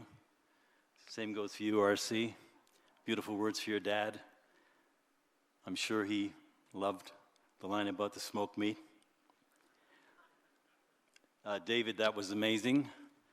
All of the speakers this evening have been reflecting all the beautiful things that we know about René, and some of the things I'm going to say are going to sound redundant because we all have consistent feelings about him, but it's because they're all true. Celine, Patrick, Jean-Pierre, Anne-Marie, René Charles, Andre, Nelson and Eddie, probably running around the household somewhere right now. Family, friends, ladies and gentlemen, I, like all the other speakers, am honored and humbled to share these words with you tonight about our dear beloved friend, a loyal partner to all of you, and a big brother to all of us. Dear René, do you remember the first time we met at CBS Records in Toronto? It was somewhere in the late 80s. I know what you're saying. That was May 10th, 1987, 11 a.m. We're all doing René impressions tonight because we just want to love hearing him over and over again. You were a human calendar and a human calculator, and might I add, a creative genius. Anyway, at the time, I was the head of marketing at CBS Canada, and we were meeting about your artist, Celine, appearing at our national convention. Back in those days, I used to meet a lot of artist managers. They'd storm into our offices, yelling, swearing, making unreasonable requests, banging their fist on the desk. But you were so different from all of them. You were polite, soft-spoken, delicate, warm, considerate, and so kind. And that's how you were with all of us here every single day of your life. Well, René, you had me at, hello, Dave, nice to meet you. There are so many precious memories that have been running through my mind about you, but there's one simple sentiment that keeps replaying over and over. And it's a philosophy you had in life, and one that you expressed to me time and time again. I want them to feel good. That was your motto. I want them to feel good. And who was them? Them was everybody, all of us. Even when the negotiations got into a bit of a tug-of-war, and the other side was pulling a little harder on the rope, you wouldn't hesitate to give up a little, to get the deal done, to make them feel good, because you were smart enough to know that if you make people feel good, they're going to go through the wall for you. And the walls came tumbling down in support of Celine in every corner of the world, and the walls of this spectacular Coliseum at Caesar's Palace became a reality because people believed in you and because you made them feel good. And did I mention you were a creative genius? René, I hope you don't mind if I share a little story about a little white lie you once told to make someone feel good. It was the late 90s. We stopped off in Hawaii for a few days after being in Japan for some promo for Celine. You and I decided to play some golf, and we were going to the Wailea Country Club a few days before a big PGA event, the Sony Open. It was the last day they were allowing the public to play, and they had this special program where they were auditioning caddies from around Hawaii to work the tournament. So the deal was they were giving us a caddy to try out. And if you remember, we met him on the first tee, and we were introduced. His name was Bobby. He was a native Hawaiian, and he wasn't wearing any shoes. He was barefoot. You were so excited. We're in the cart, driving down the first fairway. Hey, Dave, did you check the caddy? Tabernaki's got no shoes. He's gonna feel the ground under his feet. We're gonna get the perfect distances. Everything's gonna be all right. Sorry, I'm hearing it as I... Well, everything wasn't exactly all right. Our shots went either way short of the green or way over the green. The putts that was supposed to go to the left went to the right, where Bobby pointed, and the putts that was supposed to go to the right went to the left. About 6 or 7 holes in. Hey, Dave, I think the caddy is drunk. What do you think? I don't know if the caddy was drunk, but maybe. Anyway, we finished the round. I think we both shot about 150 that day. As we walked off the 18th green, there was a reporter and a photographer from the Honolulu Advertiser, and they wanted to ask us about our golf experience. They asked me about the course. I told them it was fantastic, great layout, beautiful shape. And they asked you, what do you think of the caddy? He was very nice. And did he help you with your golf game? Oh yeah, he was the best. So, next thing, they're taking a photo of you, me, and Bobby, our all-star caddy. Next day, front page, sports section, Honolulu Advertiser. There we were, René, Bobby, and I. Big day for Bobby, great day for us. Fast forward, about 5 years later, Celine's celebrity host for the Dinah Shore Nabisco Golf Championship in Palm Springs, and a bunch of us get to play the Pro-Am. After breakfast, we're walking to the tees, and we hear this voice calling out, René, René, hey, René. We turn around, it's Bobby.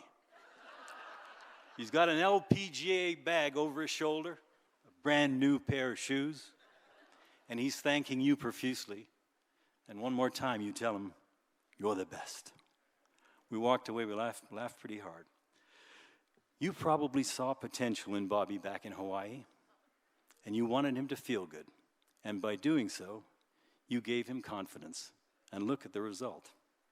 René, you had a real short memory for things that didn't go well, and a very vivid memory for things that did go well. You were generous with your praise, and that gave all of us confidence. You used to love retelling stories of pressure-packed showbiz moments with Celine. She came through, you'd always say, with such pride and joy. And it's true, Celine did always come through, because she knew you had her back. And she knows you still do. Before I finish up, I have to tell you how you made it so much fun for us to come to work every day. And everywhere you went, that's where we wanted to be. Is René going to be at the meeting? Will René be at dinner? Is René going to the studio? We didn't want to miss one moment with you.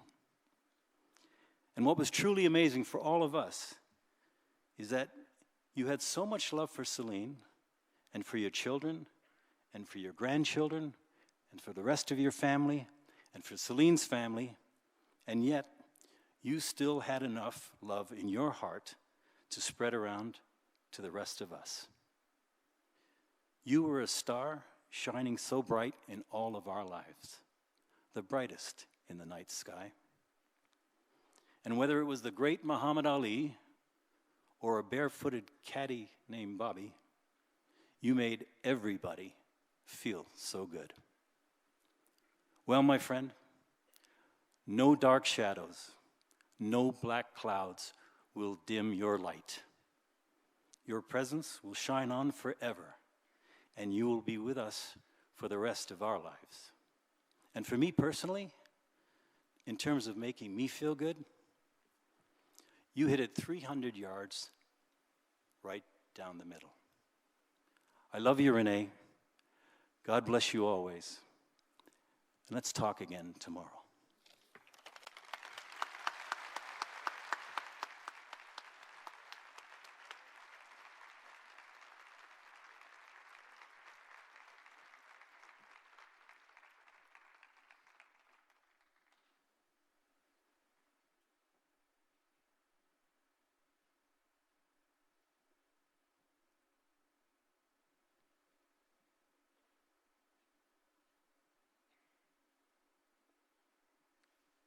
Thank you, Dave.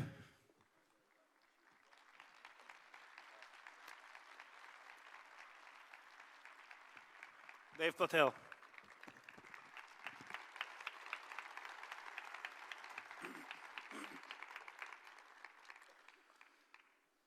So before I present you with the last speaker of the night, please allow me to thank you again for coming here tonight. And I hope that René, our father, brother, husband, was and will remain for you the inspiration and model that he was for us. We love you, Dad.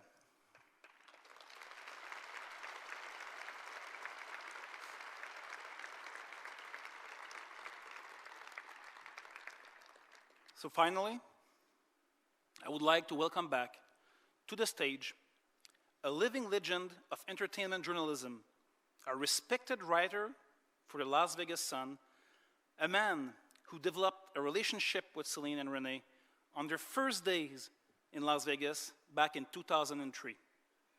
Our presenter this evening, from the lifestyles of the rich and famous, Mr. Robin Leach.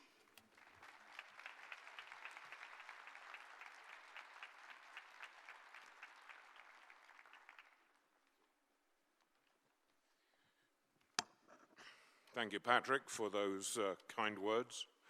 And like everybody else in this hallowed hall this evening, it is a privilege and an honor to be here.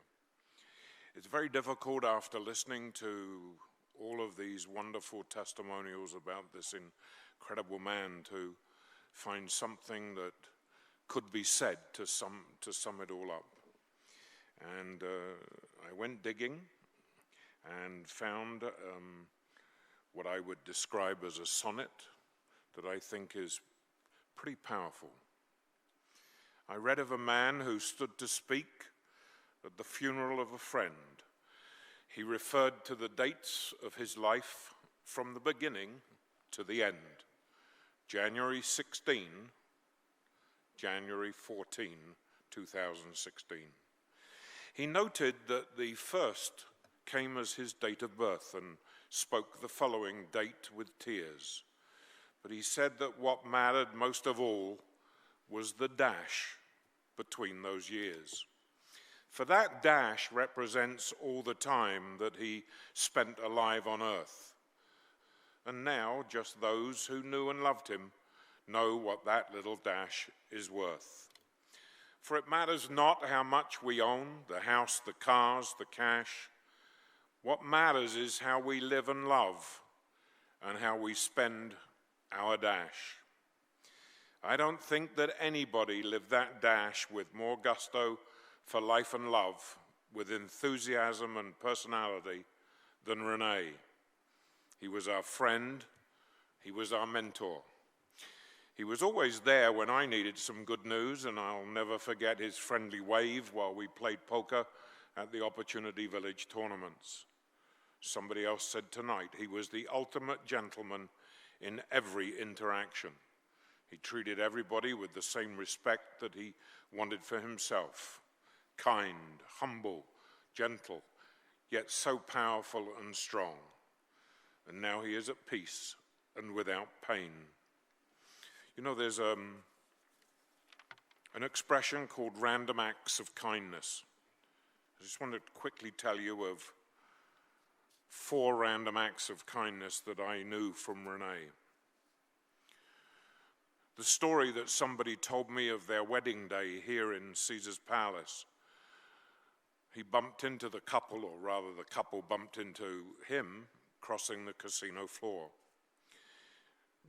They both apologized to each other, and the girl recognized René and asked if she could have a wedding day photograph of her new husband, and René, to which René said, absolutely yes.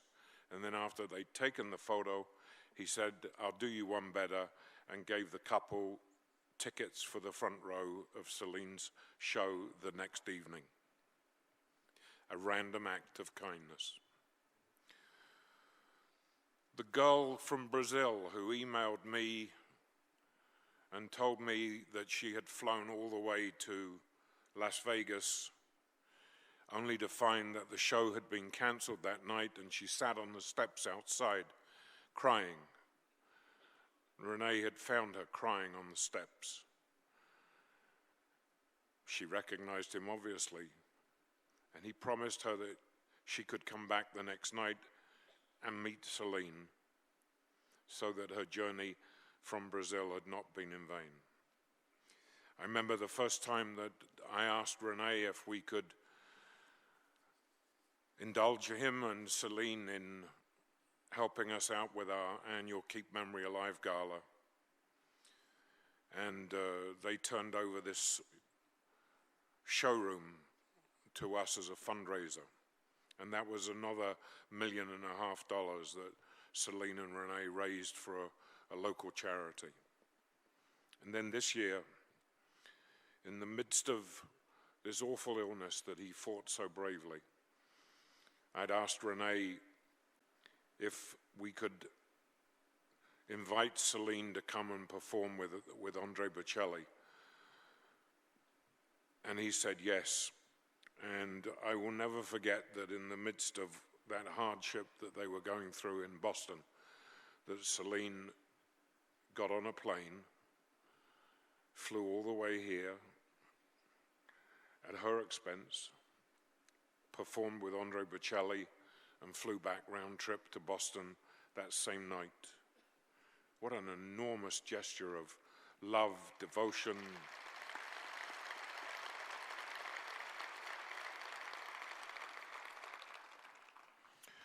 So Celine, thinking of those things, forgive me for taking some liberty and license, but if René could have written something today to you, your family, and those of us who are privileged to call him a friend, after his passing and for today's celebration of his life, I think it would have been a little like this.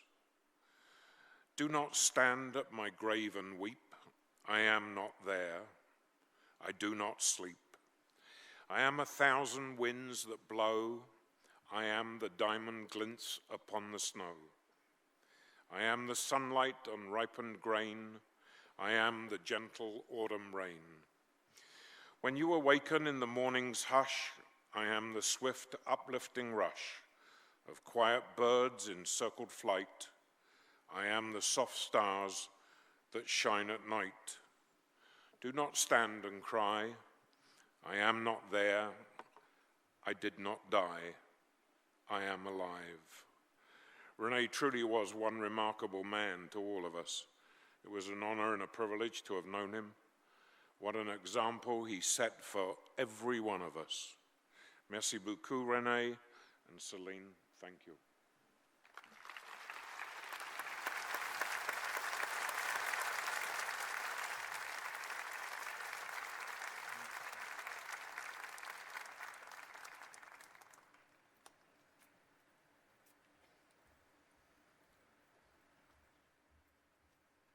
Celine, please. Celine Dion.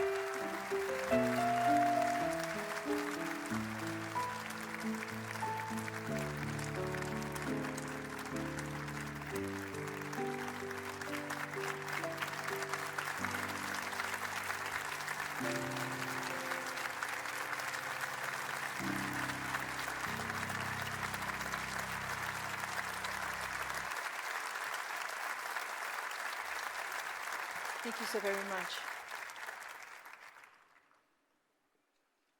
Thank you for the lovely music.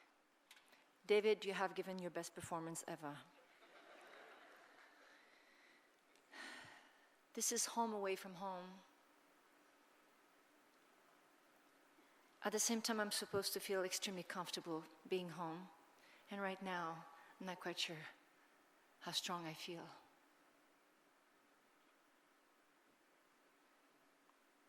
I wrote a few things. I'll pass probably a few lines and let my heart decide where it wants to go. I think we've heard it all. You've said it all.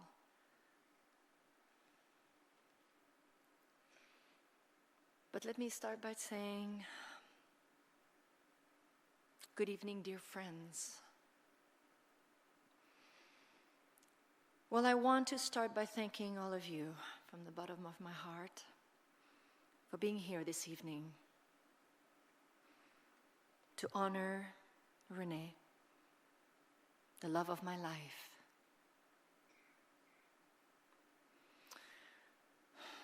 He would be so happy to know that we are all here together, telling stories and sharing memories and playing some of his favorite music. And especially in this beautiful theater that many years ago was one of his dreams come true.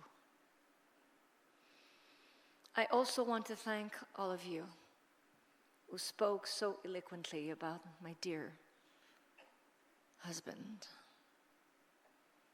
I feel the love in this room. I feel his strength and his warmth being reflected in all of you.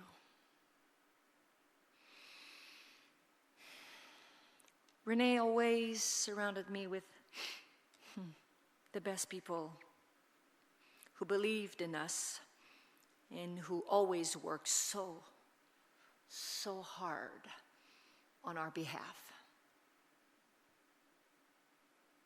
Many of you are here with us tonight, and forgive me for not naming names, because over the years there have been so many individuals who have carried our torch, and René would be upset if we overlooked anyone. But you know who you are, and more importantly, he knows who you are. Pretty amazingly,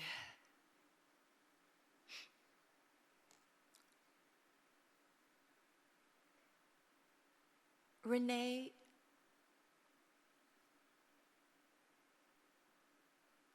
never hated anyone or had a wrong opinion about someone. is it ever possible that someone loves everybody? I don't think so. But he never told me. He never told me what he disliked or the person he didn't like. And when I think about it, why didn't he? Knowing him so well, and I'm pretty sure you would agree with me. Why spending time with me to tell me that this person, he didn't like this one, or he didn't like this, or he didn't like that? Time was very precious to him. He loved life so much. He loved life so very much. And life loved him. He never took any second to talk to me against anybody. And I'm pretty sure, again, I'm repeating, I'm insisting, he had opinions on some people. Even sometimes, if I may say, I had opinions on some people.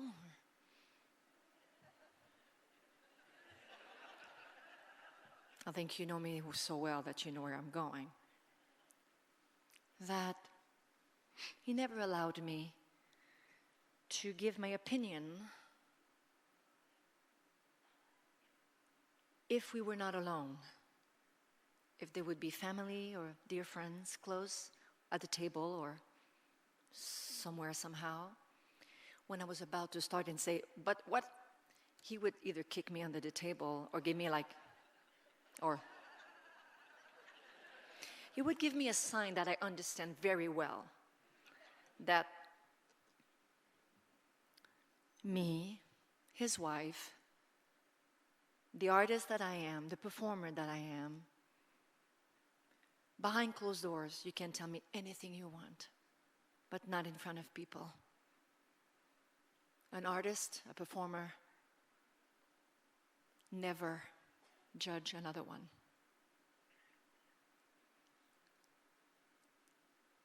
And doesn't mean I don't have opinions, and we all do. But it would have done what for me to say to some friends or family members that I dislike this performance, or I know what it takes to perform and to be on stage and to give our best. Sometimes our best is the 30% of what we have left in us because we're sick, because it's all that's we have left in us. We give it all. It's not always perfect. But I learned everything from him.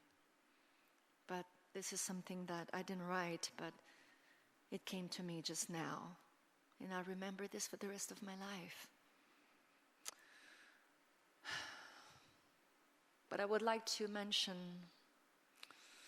our friends and partners at Sony Music, AEG, Caesar's Palace, and the CDA Feeling team, as well as so many people in the media, and of course, the talented writers, producers, and musicians who have helped to shape our dreams from the very beginning.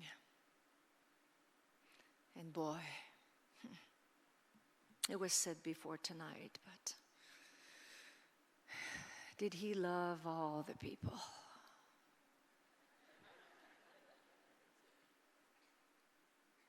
Every time I met someone and he was not there, I came home and it was like, so what did she say? Well, she just said that she liked the performance. But what exactly did she say? And I'm like, well, she just said that she was happy to be at the show. And no, but I said, René, I don't remember. Like when people say to me, oh, you were great, great show, and blah, blah, blah. I'm trying not that I don't want to hear. I don't want the words to affect me. I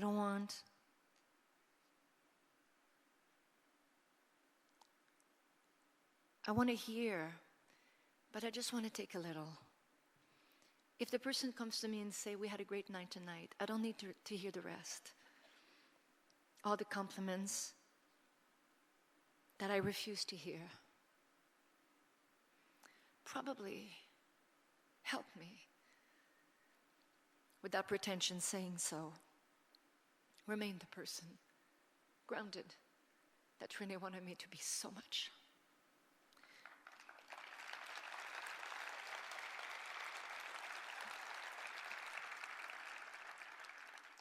I know you said it as well, from someone who brings him the paper, the newspaper in the morning, to the manicure person, to the barber, to the ushers, to the fans, to everyone, from a person who has no shoes, like Dave Platel said, to someone who's at the top of a building, at the top of a company, making decisions and making a difference in our world. No one, to his eyes, was more important than another.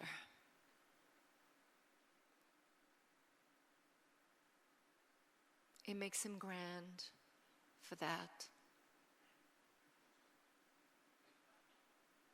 Also, one little thing to make me laugh, because I did watch. I'm not a television watcher myself. I don't. You might be surprised, but this is the truth. I do not listen to music, radio, neither television. Maybe I have no time. I don't know. That could be one reason. Or in the car on my way home, I have a few CDs that are suggested to me, or something that I want to hear, and I put my headphones on, and the ride home is time for me. But the last 2 years, I have watched some television with him.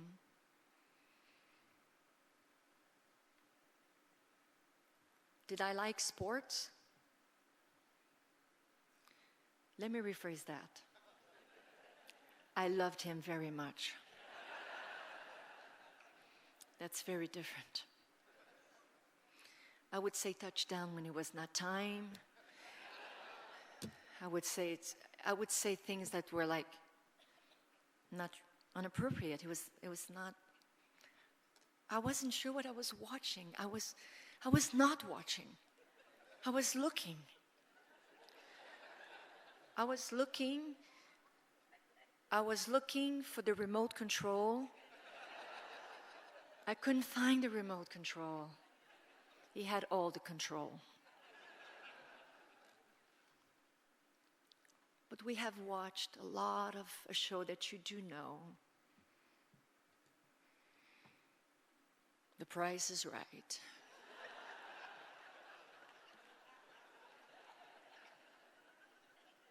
He thought I was so good. I knew the prices of everything. I'm the one who orders the stuff online, so I know what I'm talking about. Price changed. But anyway, all this to tell you that I was watching Family Feud and The Price is Right with him. And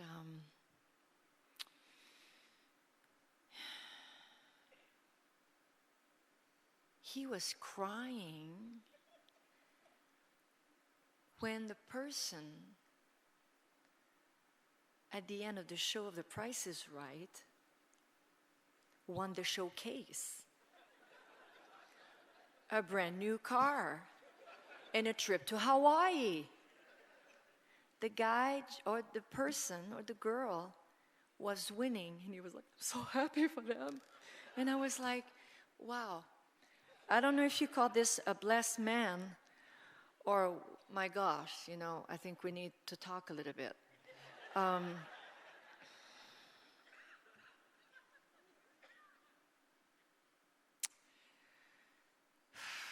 René always made people feel so good, even when we had to say no to them. It's so easy to say to the kids or to anyone, Oh, sure, yes, of course. Yeah. To say yes, it's easy. To say no, it's not. I've heard it before tonight a little bit about the softness. When René said no, and don't get me wrong, because I was never part of any of the meetings that he had where you had to say yes or no. He protected me from day one for the rest of my life. I am pretty sure of that.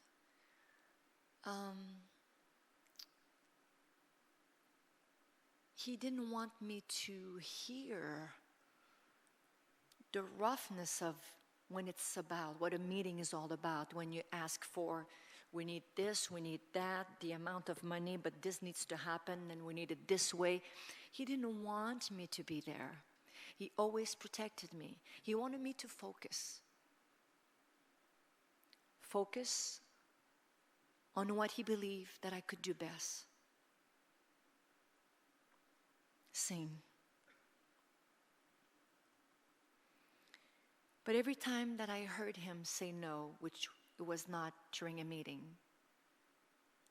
how many people do you know that said no to someone because I couldn't make it, or for whatever reason it was, that when that person left, the person felt good? I never met another one like that.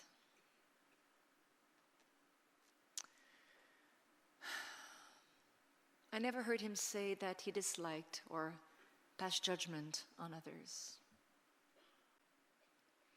He always guided me with these strong values. And all the time he spent with these people reflected the best part of his nature. His beautiful ability to make every person he ever met feel important and part of the family. This was his greatest gift, his dream, to treat everyone, like you said before, with respect, warmth, and so much love. So I know that he wants me to thank everybody so much for making his dreams come true.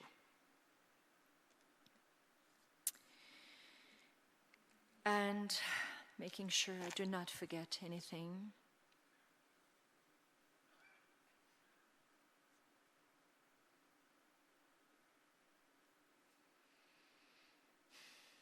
On behalf